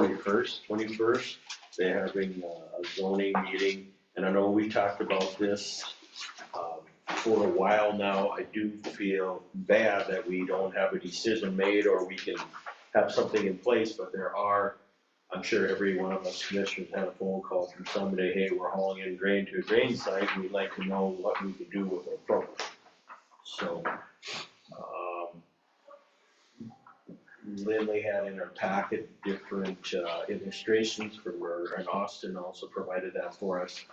From talking to most of you and anybody with experience with any truck driving or ups, it seems to me, Glenn, that consensus is, Sid said this morning too, the 40-foot with a 20-foot extension on the top. Correct me if I'm wrong, if anybody else has anything else to add, would be reasonable. 40-foot standard with the option to extend it 20 feet. Correct. To go to a 60, depending on circumstance. I guess I think that would be fair. That sounds good. I know, that's good too. The other issue I have to talk to you gentlemen about is, what do we do with Mr. Max, and now I have Mr. Molson, Brian Molson. He had under some approaches last week ago, and, you know, no permission, didn't call and ask about it, so. For one, we have a moratorium on approaches, so. Yeah, and there was a couple other spots, that I found work was done, minimal work, but still working the right of way. You know, what do we do there? I mean, we need to address this. It's like his over there and these, I mean, according to the landowners, what I can see, he covered two culverts. You know, That's the information I was told. yeah, and the local landowners around him aren't happy about it, so. In Matt's case out here, that was before we put the moratorium on, so that's a little, different than this latest case, I guess. Well, time to set up some rules. I still need to out here, I wanna check and see where those culverts were. And I still feel if you leave those the way they are, I'm gonna have to have them shaped down though, because on the west side, I know the one I looked at, yesterday is still, they're a little too high, they're gonna be a snow problem.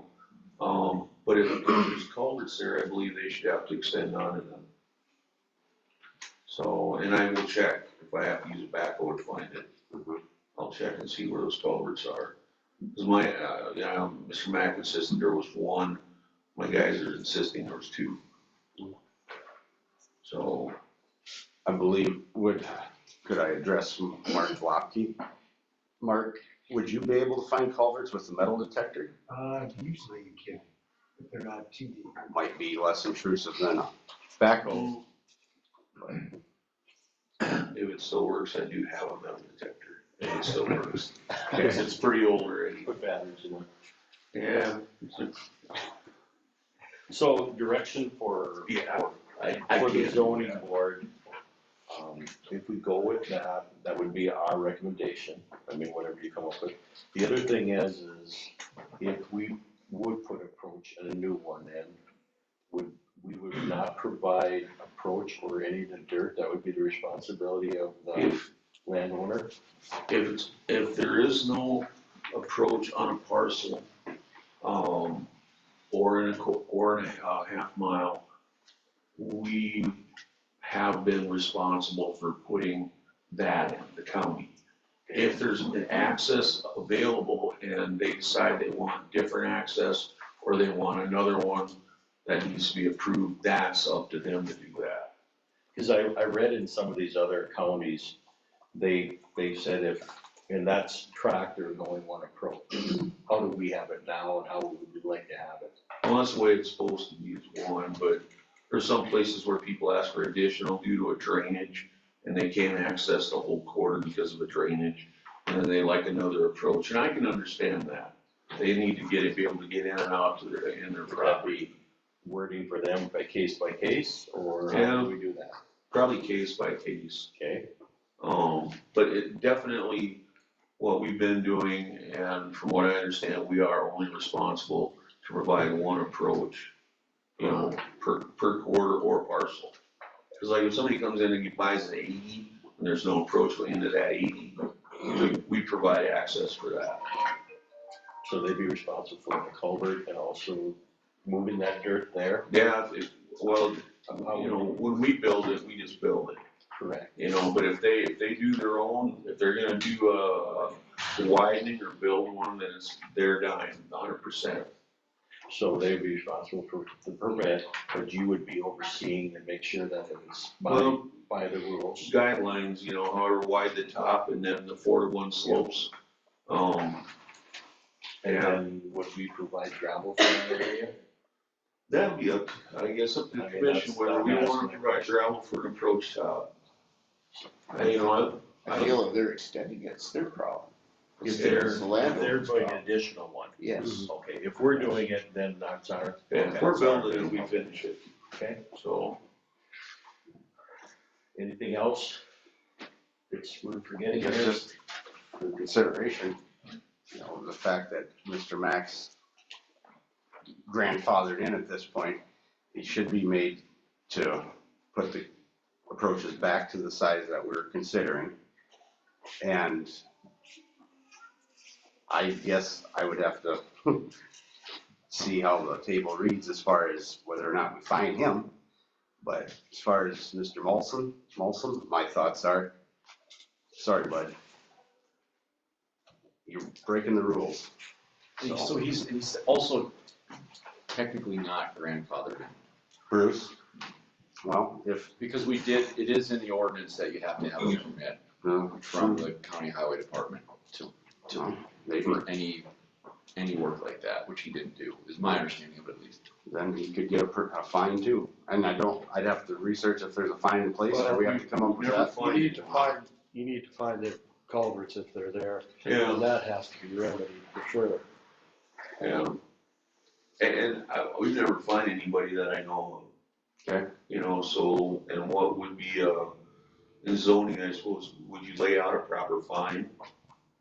You know, would that Well, it's gonna be up ordinance? to, I can't remember off the top of my head if it's a class 1 or a class 2 misdemeanor, whatever that is, you can fine them up to that amount, which is gonna be $1,000 max. So we'll Right. maybe hash that out, Hash it out. hash it out in the zoning meeting, make a recommendation back to the commission.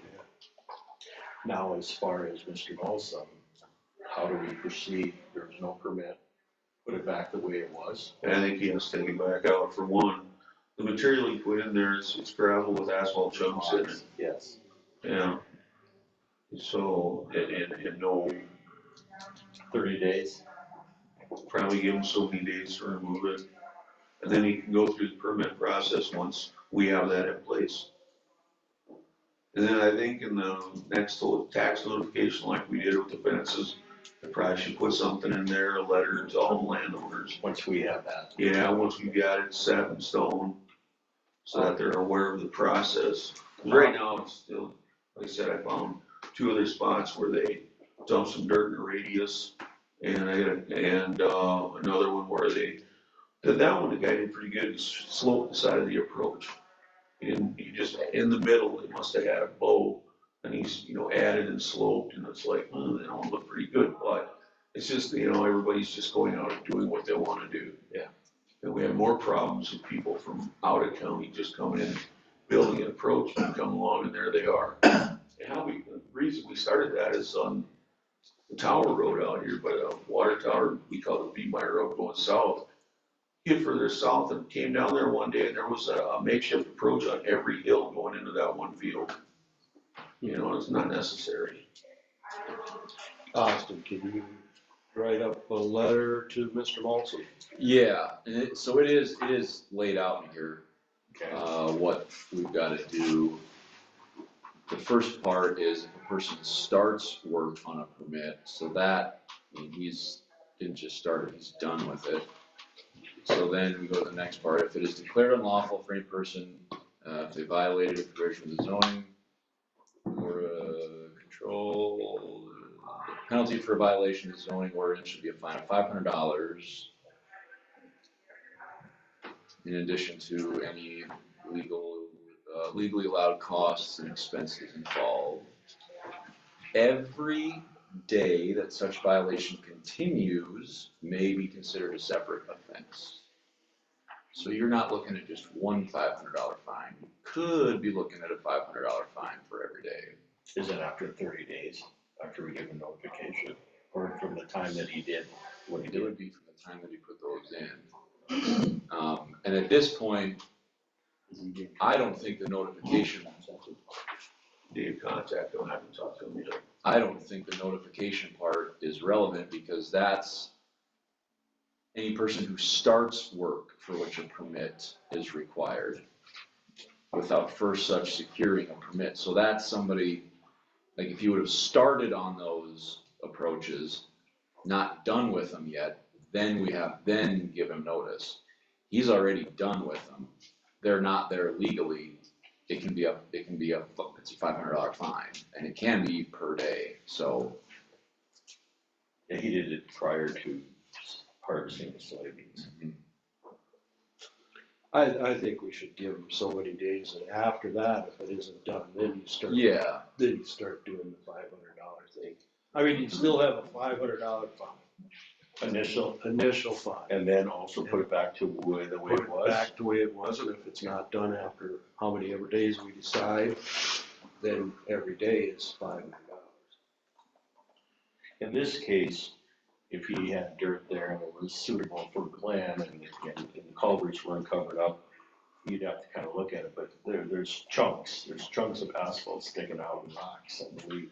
Yeah, I saw a lot of asphalt. So it's kind of like Is it just one approach or? Two approaches. Okay. a mile apart. Yeah, and I'd be happy at this point if he takes it out and then, the process from here on out, start all, get a permit. Get a permit, and this is, give everybody a chance to realize there is a process, and then there can be fines. So if we do it the way we talked about the zoning board, in his case, he would add additional culverts extensions on there because he's extending the approach to the way we would have rules written. That would be his dime because we're, okay, and just so we're all on the same page. So do we wanna go ahead with with the fine and also give them 30 days from the time that Austin gets a certified letter? Yeah, these I always send certified, so Yeah. you know when they get them. I think we should be, he's in my district, I'll make that motion that we fine him the first 500, that he has to remove them to where they were. And from there, Start the rest of the process.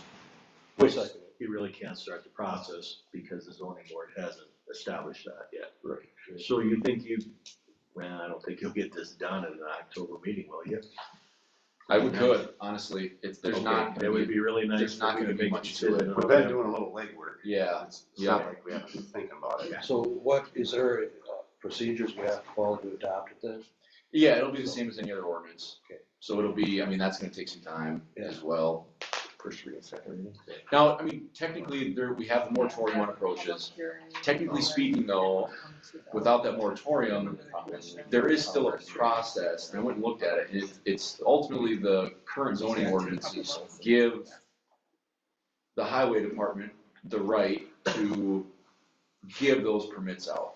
What we don't have in the current ordinance though is any kind of verbiage as to how many approaches per section, quarter, mile, whatever it would be, width, length, any of that stuff, whether they require, I mean, Glenn, really, it's completely up to your discretion at this point. So, but I think it would be good to have some of those details in there so that Glenn has something to use for that. And then right now, if Glenn says no to something, you're gonna have, well, you said yes, yeah, you know what I mean? It's just, it takes away some of that BS on the outside of it. Well, and I talked to Hunter about this, he said their office did not want to make this Right. call. Because I told him I don't have to worry about that. But, yeah, it would be, I don't know, how would you do that nowadays with a farm sitting over track, or, I mean, that changes, but parcel, or what's a parcel? Or a quarter, or a mile, or half a mile. Like I had a request, a guy had approached up here, and then at a quarter mile, he wanted to put one in off of the other road. That was a convenience kind of approach. Well, in that case. Was it the same on two separate sides? Yes, he was on the north side, but he wanted to come to the intersection, a quarter mile to the south side, and come off the main gravel road and put another one in there. Same quarter? Same quarter. Yeah, so that's a secondary approach then. Yeah. That would be. Right. But I know south of the farm, there was 5 approaches within a half a mile back in the days. That's another, now I'm taking them out. And it's, if we mow, it's just, I know. constantly stopping and mowing out the approaches. Doesn't sound like a lot, but when you're mowing 700-800 miles of road, it takes time. And none of them have culverts in. Mm-hmm. So, 1 per half a mile, I'm just throwing that out. Does anybody have any situations where that wouldn't be a fit? Well, only thing would be is if you've got 2 guys, each guy owns like an 80. Right, well, that's a different thing. You gotta give them the access to those. That's a different thing. Yeah. That's for ownership, I mean. Those are gonna be different parcels, so you'd be able to. Yes. You know. Yes. And as far as, so we made the motion and second for Brian, right? And that's all No, final. we didn't have a second. I second. So, For what now? For the Molsons. Brian Molson. Okay, we have a motion, a second. Before I just wanna make sure I've got my notes Yes. right on that. $500 fine per approach, 2 approaches. Approaches need to be removed, permits need to be gotten. It's not a word, it's not right, but, Wired or whatever. if approaches are not removed within 30 days of receiving a letter, $500 fine per day. Is that what we're? Kind of put some bite into it. Yes, and going forward. Okay, we have a motion, we have a second. Any other discussion? All in favor, say aye. Aye. All opposed, motion carried. And then that didn't, you asked about the other person. Yep, so let's address, Mr. Mack at this time too, then, how, wouldn't it be applicable to apply that same thing to that person? The difference is there wasn't a moratorium, but the same thing is that a permit was not received. It was done without a permit. So, I mean, that's on you guys how you want to deal with that. Well, he is in the room right now. Strictly by chance, I couldn't see it in the office and they were closed. We're ears ringing. So, yeah.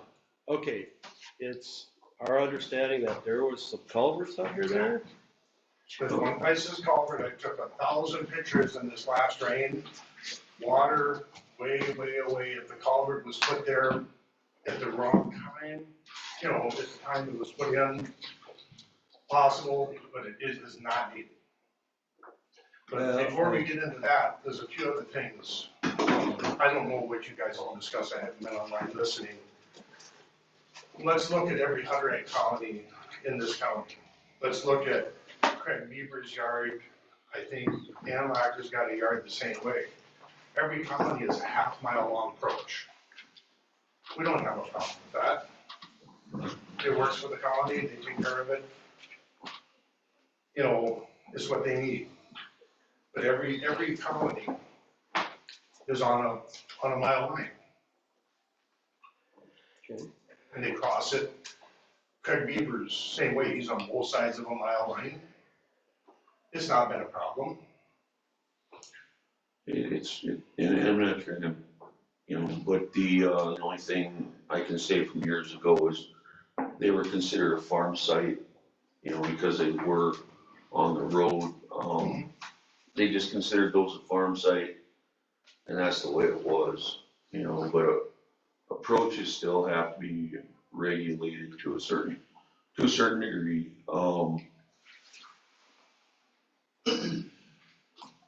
Okay, the second thing is, when road easements were given, taken, whatever, and I run into this with the state, the easement states that the county, state, whoever has the easement has the right to the dirt, you know, to build the road and for public passage. The farmer retains the right to do what they need to do with the ground, with the limitation that they cannot adhere anything to the ground. A fence, a building, you know, whatever, you might adhere, a stop, or not stop sign, but a farm sign, you know, this is my farm name on it. You can't adhere anything to the ground. The state and I have had that conversation many times in front of my farm, and they say, well, that is the wording. As long as you can utilize the soil as you see fit, you can't adhere anything to the ground. If the state comes, they can take the dirt, widen the road, whatever. That's another thing to take into consideration. That ground is still owned by the adjoining landowners. Okay? No one's out here to get you or got you. We're out here to make our farming operations work with this day and age equipment. Okay? We don't drive around with 2-ton trucks anymore.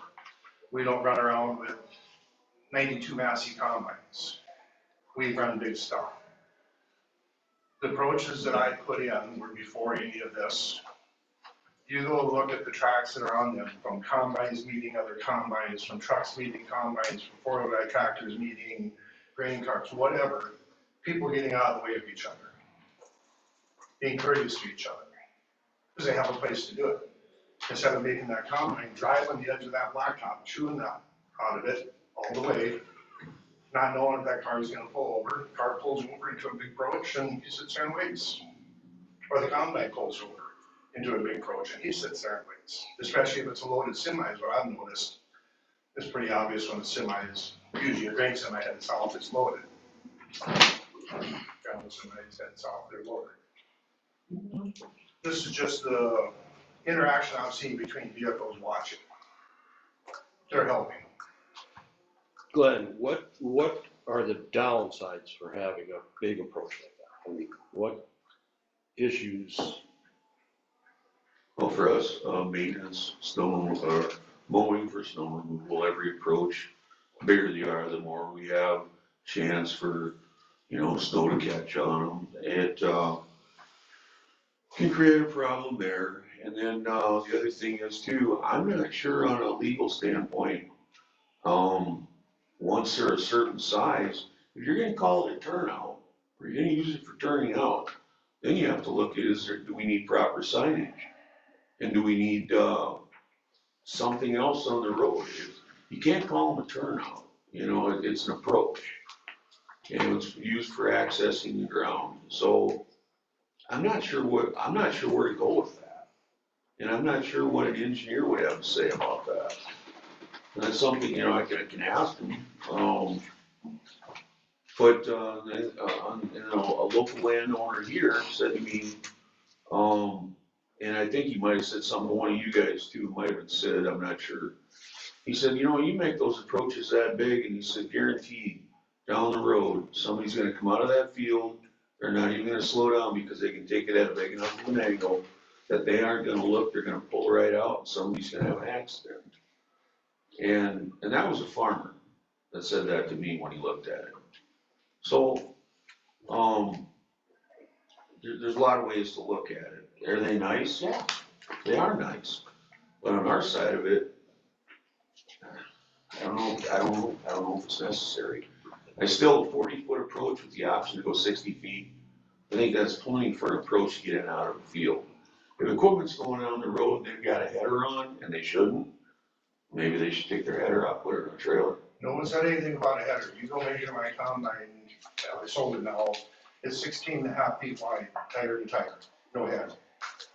My 4-wheel tractor was bigger than that, tripled up. Point of order there, Mr. Chairman. Yep. I think, if I may, Yeah, go ahead. let's Proceed. I'd like to make a motion to issue a fine for not getting a permit to occupy the right of way to Mr. Mack. As far as what we do with the culverts or the roads, you're gonna do a little more research on if there was two or not. Mr. Mack says there's only one, that's fine. Like I said, We're gonna do our own research. I've had people tell me there was 2, so all you do is check. And at this point, that's all I need to add to my motion. As far as the fine, whether there's 1 or 2 approaches, and then it would be back to where It'd be it was. similar stating. Okay. As far as putting it back to where it was, do we have that right to make him do that? It's different with Brian because we've had this discussion and he just did it. Partly, you know, in the back of my mind, while all that conversation was going on a few minutes ago, I'm thinking making him take it out only to have him put it back in potentially seems like counterproductive, but it's also part of the finding process. I thought of that when we talked about it, but you gotta remember, the dirt, this is not dirt. It's concrete pieces, asphalt. That's asphalt chunks, If that would have been the case, I would say why, you know, what? So, motion to proceed with a Okay. fine for occupying the right of way without a permit to Mr. Mack. And no additional as far as taking it out? At this- Do we have anything there? Did he help? It was done without, if it's done without a permit, yeah, I mean, technically speaking, you can, Okay. yep. How about, if that's the route you wanna go, we issue a fine, but as far as taking it out, why don't we wait until you actually have the ordinance in place, and maybe it has to be Resized. resized or something. Okay. I think for now we'll leave it. Okay. Just as I worded it. So we have a motion on the floor, whether it be 1 or 2, approaches to proceed with the fine. Do we have a second? Is there a fine for per approach? Is this what we're Yes. looking at? Yes. Is it 1 or 2 approaches, that's what I'm. Well, we don't know. Oh, Depending on if it's 1 or 2 culverts, is that what? Technically, there's more. as far as the approaches go, there's 6, 7. But okay, on a personal note, in this situation, if you're gonna do a fine, I would be happy with 1 fine. You know, I'm not trying to hurt anybody. Yeah. I like it. Okay. Get the point across. Said it before, we just can't go rogue. Right. Okay. Yes, you would like to add something? Can I say something in my defense? Yes. Okay, as far as I can remember, 1 new approach was put in. The rest were all widening approaches, okay?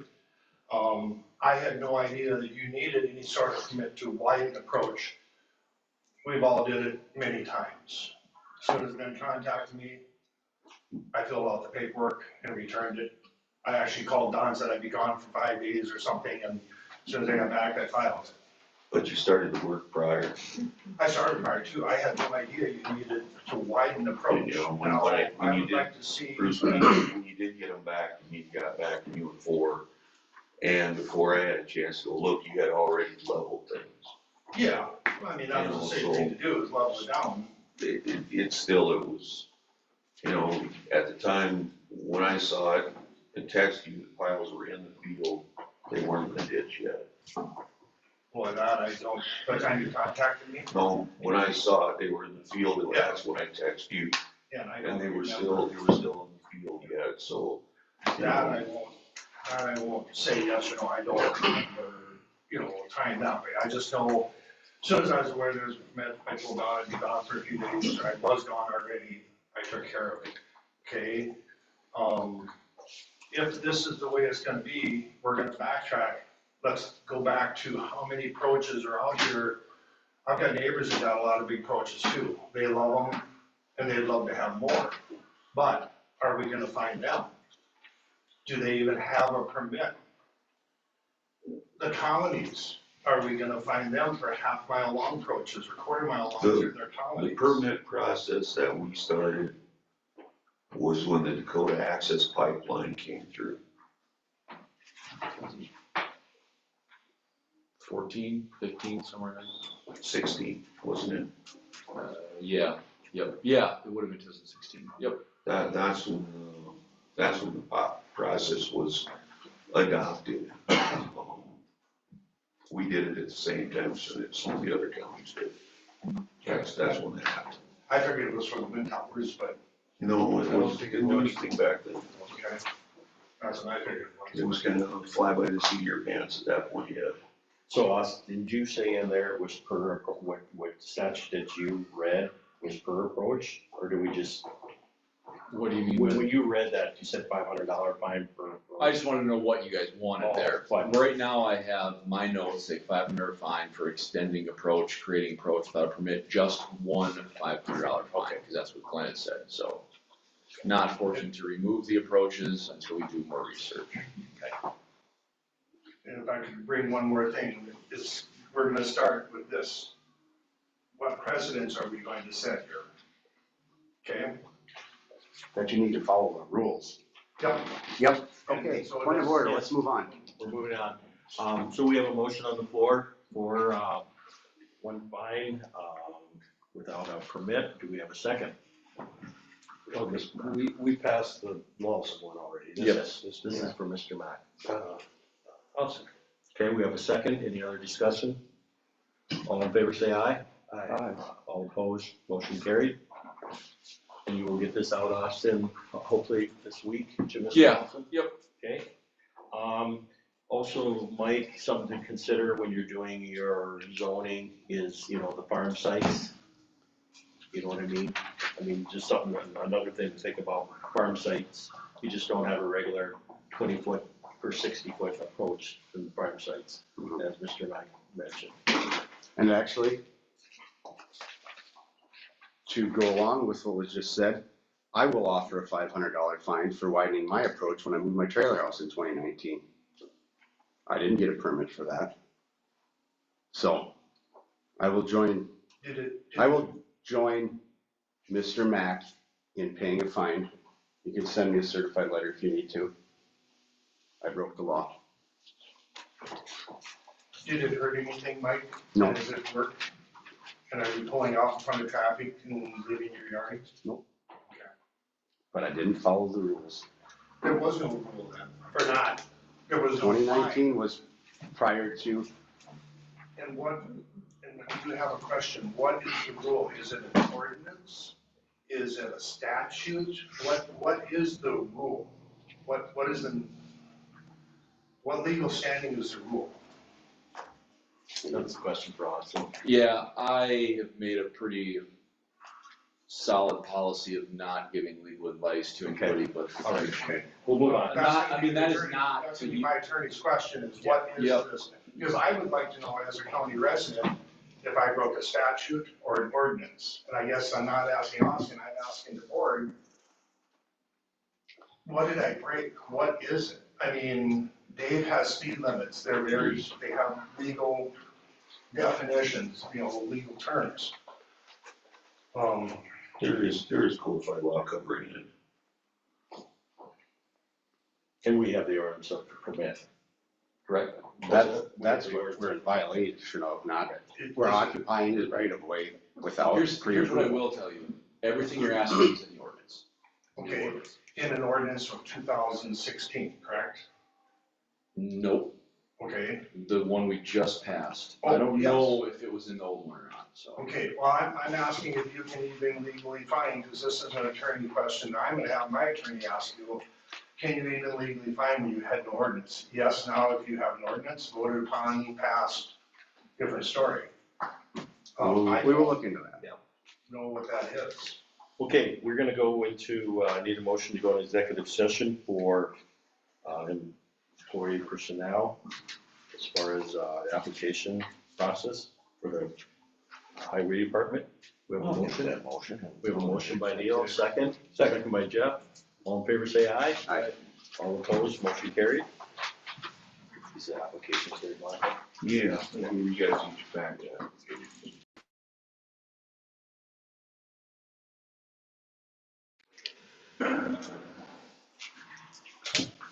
Well, I will make a motion that we interview that Glenn set some interviews with 4 candidates that he has at his discretion, probably 2 over here, 2 over there, if that works out, whatever.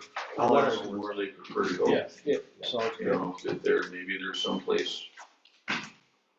Okay, I'll second that. we have a second. Any other questions, discussion? If not, all in favor, say aye. Aye. All opposed, motion carried. Okay, Glenn, are we all done? Okay, all right. Program evaluation opportunity, tab number 5.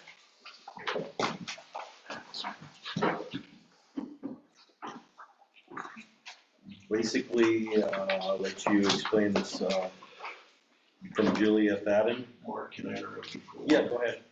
Okay, just an FYI, I forgot about this, at the next meeting, my bills are gonna come through.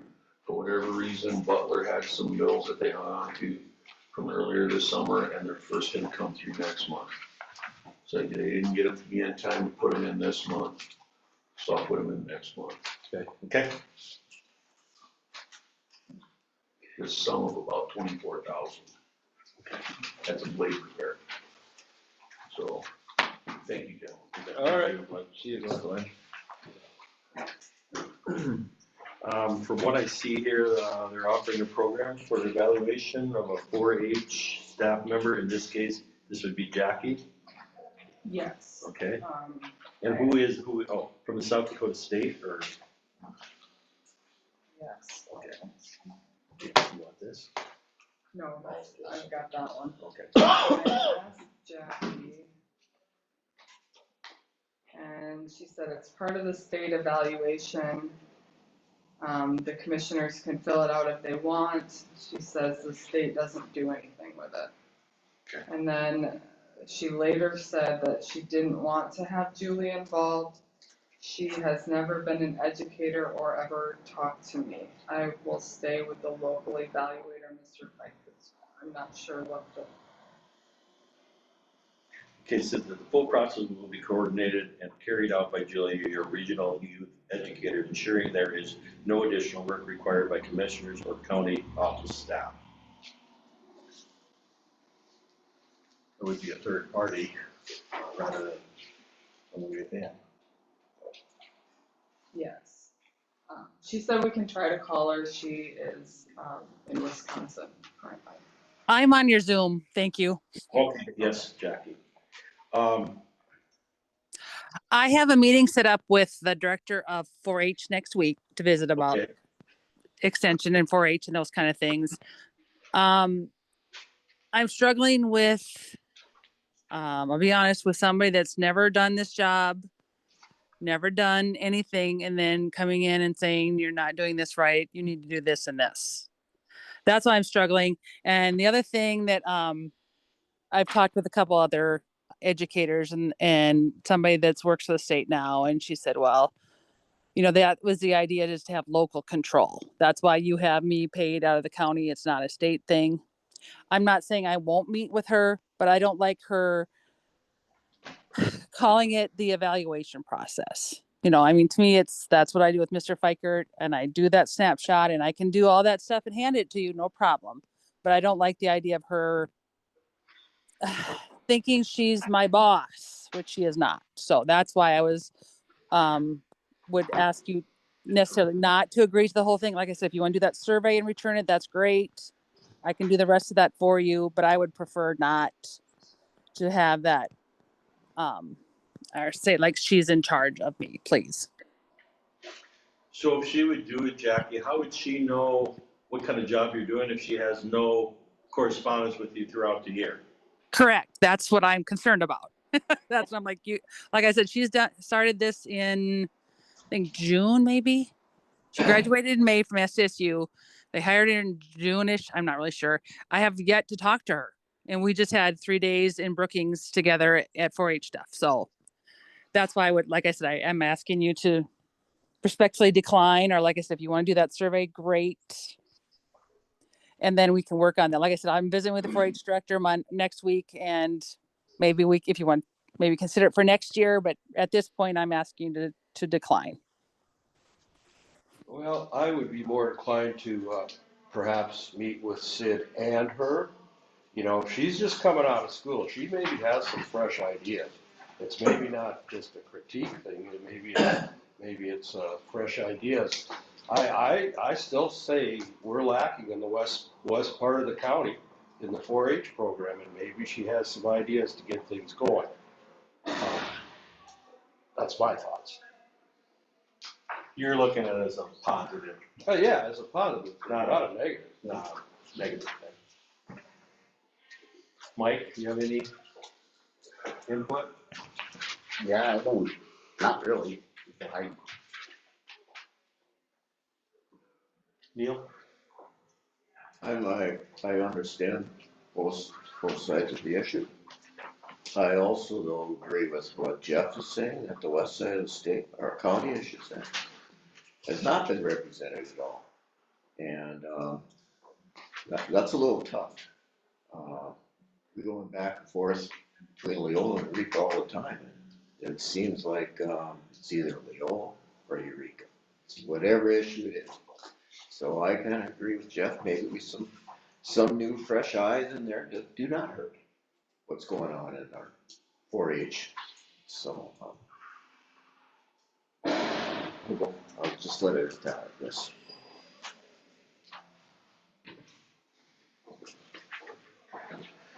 So it says, we would, if you want to move forward with this opportunity, please let us know by October 10th.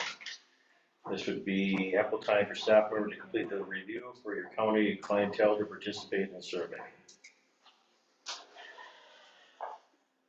So if we want to proceed with this, we would have a motion second, and we proceed with it.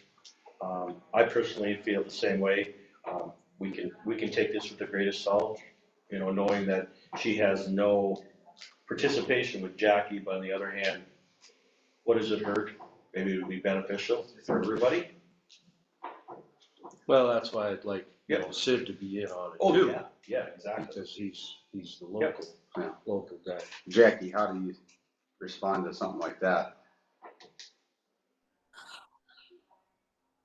I worry that it's going to be more busy working things with me. I mean, she says there is none. I don't believe it, I guess. That's fine. I've also said I've tried to get people in Eureka going, I can't find a leader. And that's the head up. I mean, if one of you gentlemen would love to be a leader, I would love that. We could get a club going and let's go, but I can't find a leader, and that's the biggest holdup.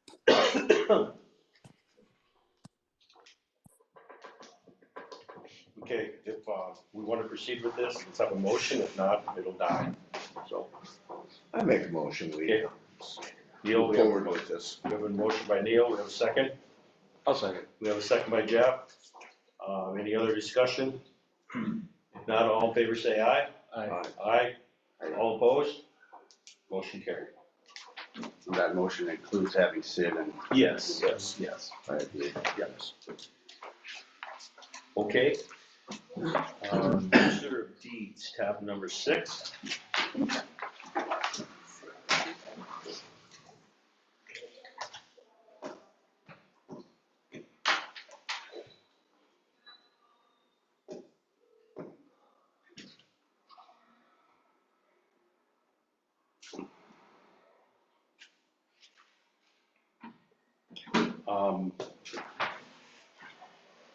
This is a non-action commission discussion or meeting reports. Flu shot clinic, Leola Courthouse, October 21st. We'll use the first floor of the office space, that's on their 12 o'clock agenda, but I believe this is just more of a heads up. Right, Lindley?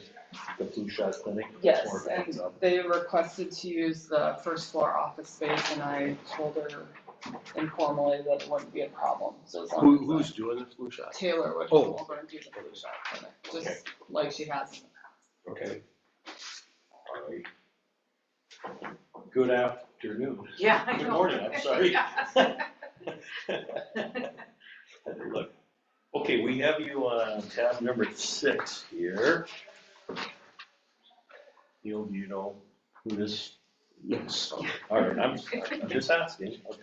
Okay, discussion and possible action on MIS scanning quote. Yes. Go ahead. Okay, it's been a while, but we got this huge scanner quite a few years ago, actually, when John was still here. We scanned a lot of our books in, so we can look at them online, save them to a hard drive, things like that.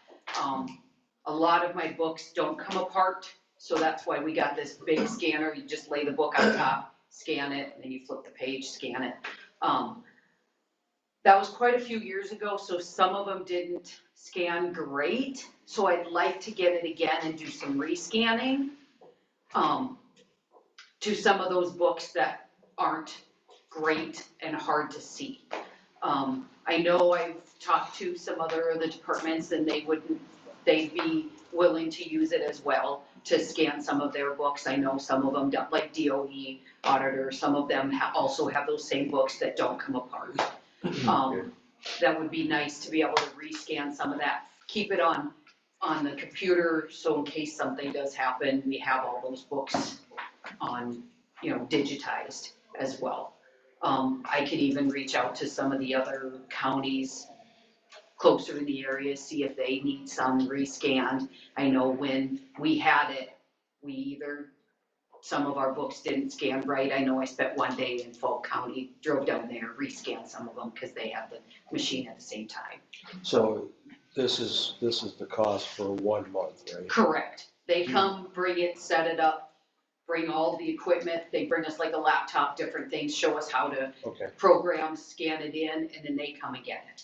Is 1 month long enough? I think so. I think we would be able to do it in 1 month, to be able to, because I know, like I said, when we had it for probably 3-4 months, but we were scanning just about everything in our office at that time. I know we just have a handful of them that, need to be rescanned and stuff, but yeah, I think a month would be okay to be able to have it. Well, I guess if we decide to do it, I would like to see it, the other offices if they have stuff, try to get it fit in too. Okay, yeah, and I can check with some of the other counties to see if they're willing to do it as well. I was thinking more, being, we got the quote, wait for next year's budget, maybe, in January Do or that something after like the that. first of the Yes, year. yeah, like after the first of the year, we were talking about maybe possibly grabbing or getting that. Okay. And then having them, like I said, they bring it, they set it up.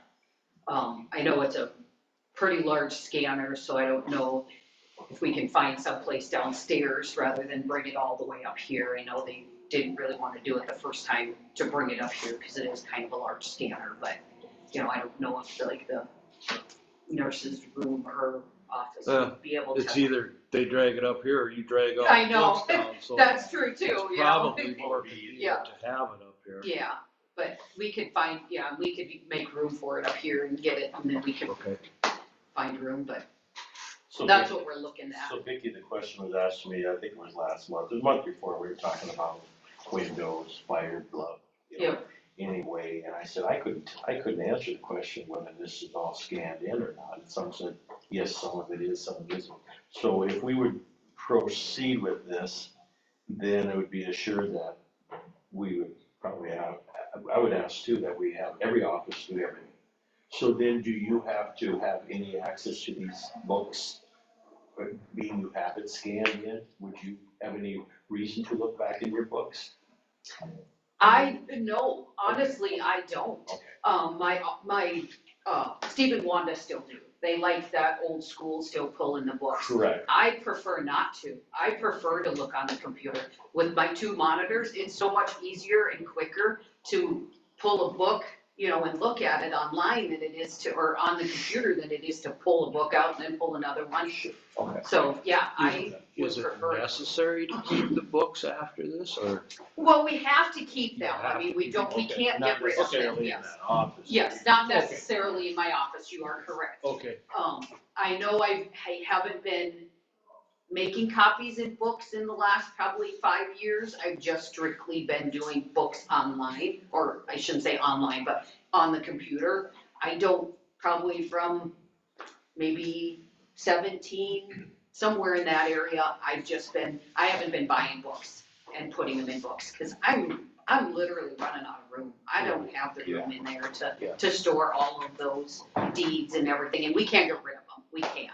We Okay. have to have them. Well, that was my question. I Yep. just wanted to make Yep. sure it's- Yep. If you have to have the old books, why don't you have to have new books? Because of storage. There's getting to that point where we don't have the storage room anymore. And as long as we have them as a if we have it digitized, we can not have, we don't have to have the books. More and more are going to the computer versions versus the books, because we're running out of room. If they're scanned. If they're scanned, yes. Yep, and I do, Right, if they're scanned, you don't need the book. correct. It could be destroyed. I cannot destroy the original, Okay. or the books that I have, I cannot do that. So, I Yep, don't know. it doesn't matter, Created but, that record. Okay, So she hasn't so if she doesn't created create a new book, So the original record Okay. is the scanned Correct, online correct, version. yes, But once Yeah. you create the record has to be maintained. as yes, a digital form, that's good enough, okay. Yep. I think I get But a it. hard copy of the record doesn't exist because it was not created. She could So have then you're not created making it. any. I could The have, but original yes, is, Got it. yeah, But once everything is scanned and you have access to that, we could store the books upstairs. we could, yes. Only thing is I prefer it in a more climate control. Sure. That's why I brought a lot of my books down and put them in that, vault, Okay. in that little vault Yeah. between there. I have some older,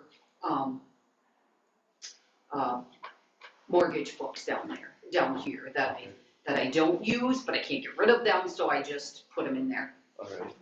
Vicky, do you think when you made the comment of other counties, would there be advantage for mobilization? Or, would it be keeping us up here? Well, that's what I'm hoping, that they would maybe be willing to, give a little bit of a donation to come in and be able to rescan some books if that's, I wasn't talking down south, but I was just, Brown County, Edmonds, Falk, places like that, I thought maybe. Lindley, where would we place this under if we would make a decision, as far as the budget wise? We would split it out by department based on, that's how we did the last, when we had the smaller scanner, that we did a lot of books the ones you could take apart, where you'd have to run each page through. But now they're if you look at those commission books, they're the ones that are sewn together. So if you wanted to scan those with that other scanner, you'd have to cut and destroy the book to scan it in, and Yes, that's and we not don't the- wanna do that. Yeah, that's not the way Is to the do it. paper getting pretty brittle too? It is, So- it's That's so how it should yellow be done. that it's just, I prefer not to get into some of those books just because of that, and it's harder to read some of those older ones, partly because, you know, the, cursive in it. I mean, Sure. I'm afraid somebody who precedes me probably won't know how to read them, but, some of them are so light, the ink is, you know, it's so light to read them that it's almost hard to read them. And so I prefer not to even open the books if I don't have to. Yeah, some of the handwriting, it's, that too. The style is. Yep, different. Hard It's to read. calligraphy and, yeah, it's all kinds of interesting to read some of those books. So do you want an answer today as far as lining this up, or do they need an answer? I can check with her and see if we can wait till next month to get it done, I'm but I know in favor. but if you I'm guys in are in favor favor, of I this. was just gonna. I've been worrying about this for a while. Yeah, we actually discussed this. Okay, and I can check my MMP fund too and check on that to see how much The only thing in would be, there. Nikki, is if they would discount it, whether they'd be coming out for other counties in the Yeah. area to, you know. be- Oh, yeah, for the travel time, whatever, yeah. So I would entertain a motion if we want to go ahead with this quote from microfilm imaging system. And where are they, Omaha? Nebraska, yeah, Okay, we're probably their farthest county, so. sure, okay. Is that a formal motion, Jeff? Sure. Okay, we have a motion, we have a second? Sure. Second, Neil? Any discussion, any more? Ask questions? I just ask that utilize it, you know. get as Oh, yeah. much done Get it all as- done. No, I agree, that's why I Yes. brought it to you guys, cause I'm Okay. like, I've been thinking about this for a while, and I talked to her when we were at convention, and so that's why she sent me the quote. All right, thanks, guys. It's not that terrible. Thank you. All in favor, say aye. Aye. All opposed, motion carried. Okay, non-action, we took care of that, so, motion to approve the presented reports, tab number 7.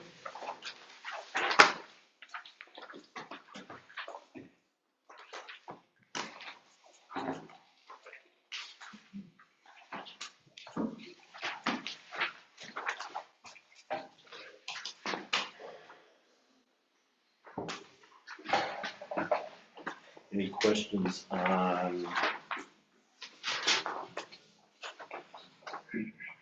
We have, this one from Jackie here.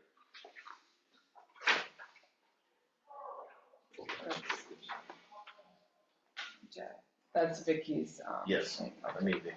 Yeah. Okay.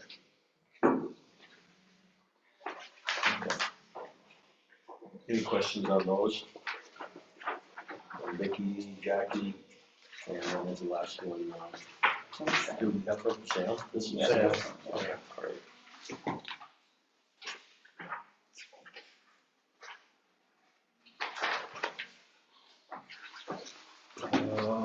We need a motion to approve. Yes, we do, yes. I'll move to. We have a motion from One Jeff. second.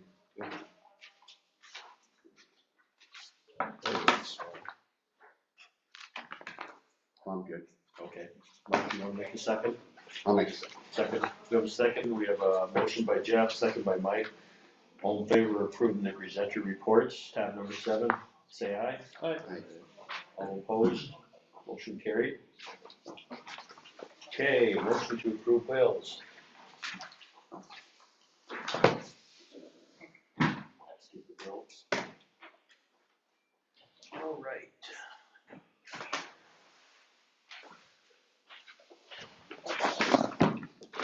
These are going to be signed. Yes.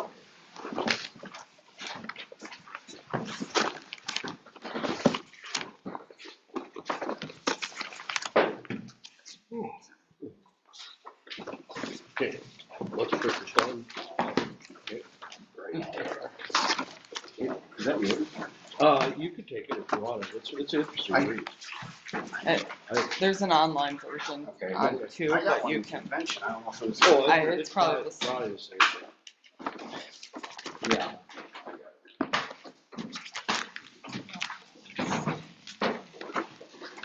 There was this Upper Missouri meeting on the 16th. Anybody is interested? It is the 7th Yes. day, right? Yes, it is. Yeah. Is that the same one we were at? Is that the same? Yes, Oh, yeah. oh. That's right, it won't be so. Well, maybe that could be, Oh, that's Odie's favorite. oh, is it? Oh, yeah, that's probably not that bad. Have a good one, guys. Yep, that'd be awesome, thank you.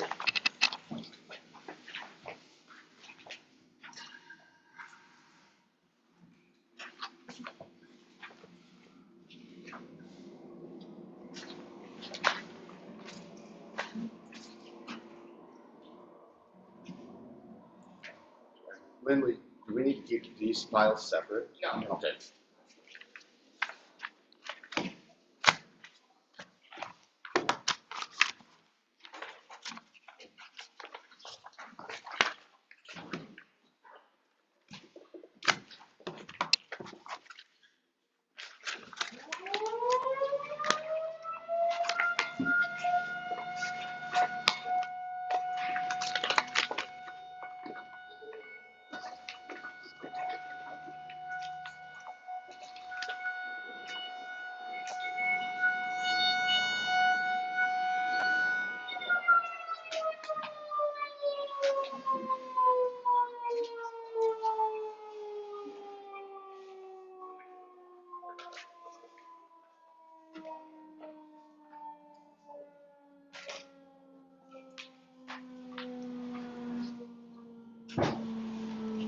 Nice.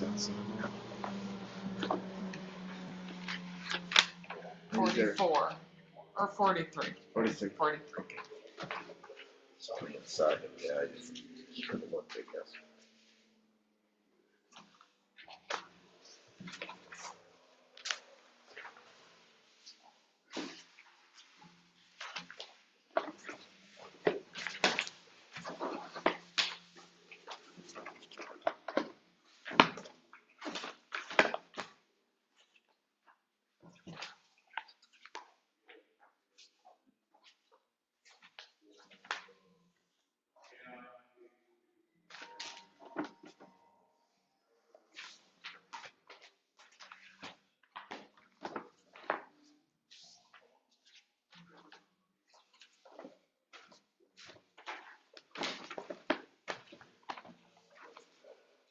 You know, Lenny, that I did not have a room when we went to Pier. Oh, you did? I got one, Okay. but I wasn't too concerned about it. Okay. And I know I told you, right, I was going. Yeah, I had a yeah. It was a transfer from Edmonds County, so I wonder if they messed up the name. Okay. I wasn't too concerned because I was already done. And now that you mentioned that, Trish had noticed that we hadn't gotten anything from the hotel yet for that room. So. Maybe Edward's gonna get it. Yeah. Now they would have told me. As I would have told them.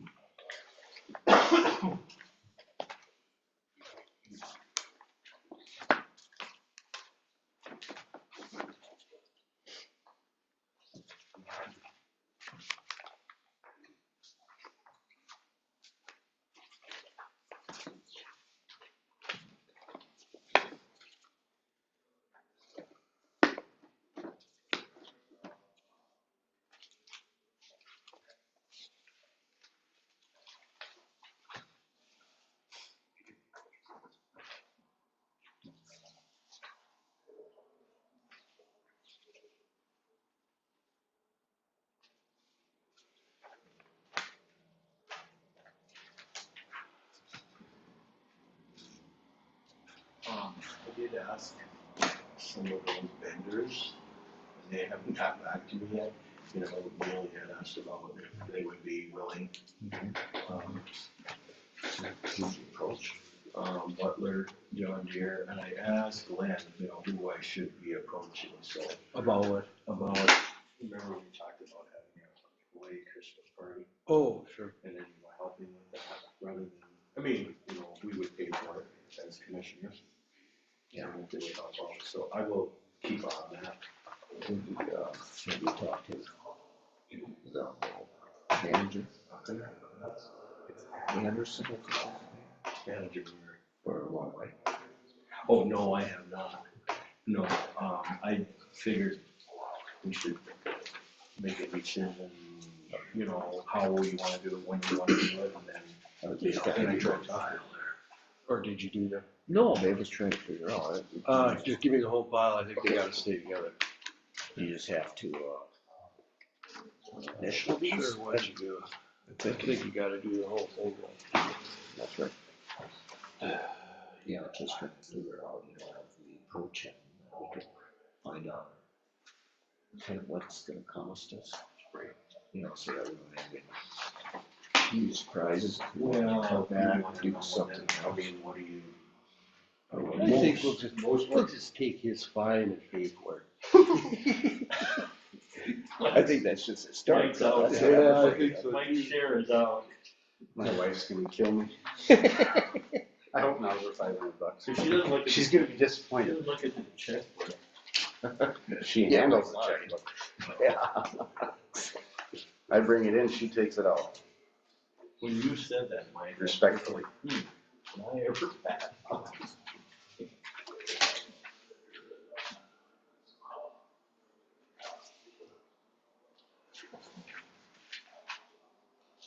Do you have some more, Lindley, or?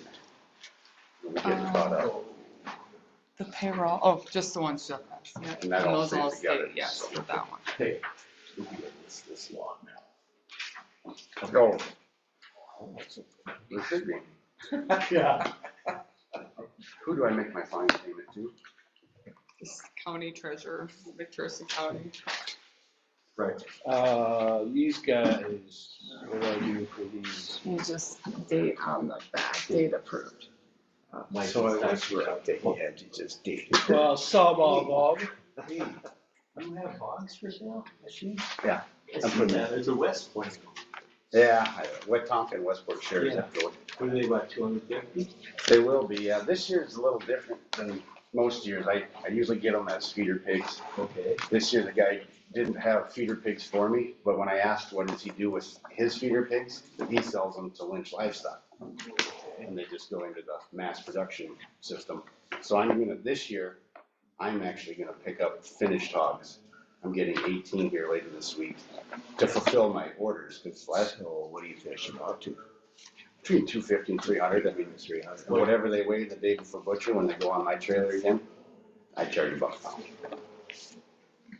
So what are they worth? Yeah. I don't even know. Well, I'm not sure what Lynch gives to them, can't quote that, but I could probably look and see what commodities are. They're probably less than $1, but that's where I was at last year and for the last 5 That's years. what Dermeyer charges $250 a hog. So that's your same. Yeah, some guys just do a flat rate. I go through the work and weigh them and say, well, it's 267 pounds, that'll be $267. And the processing, of course, depends on where and. You're on your own, but I deliver to the butcher house. To Eureka, you would do it? I've got some appointments to Eureka, Long Lake, Tekla, and back. there you go. Okay. All right. I got mine in at Long Lake. What's the Yeah, I threshold get for conflict?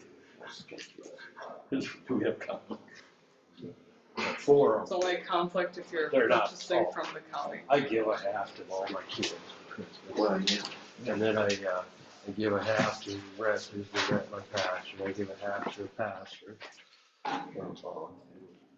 Bradley takes the whole one, and you take a half. Half of what? Feed? Oh, Do you give to, bin rental? People too? Oh, shit. Damn, I gotta get another hog. I got a deal for you.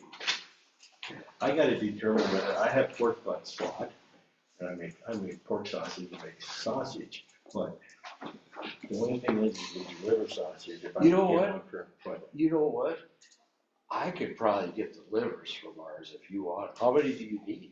well, last time we had like a 350-pound one. If I get the liver, I could make that separate. Yeah, that'd be great. How many livers do you need? Because I always, maybe, I mean, three, 4. Because same It thing, depends how big they are. most people don't take the livers, and well, then it just goes into waste, yeah, and so. There I you always go. want her to make liver sausage, and she only does it once in a while, then somehow I always get left out of the deal. So I'll just take the livers, and if you want the livers, I'll give it to you. So, Same with lard too, you know, The what? lard. Oh, yeah, well, that's, so I'm gonna need, a sausage or two in return. right? That's Your bar. Yeah, Okay, okay.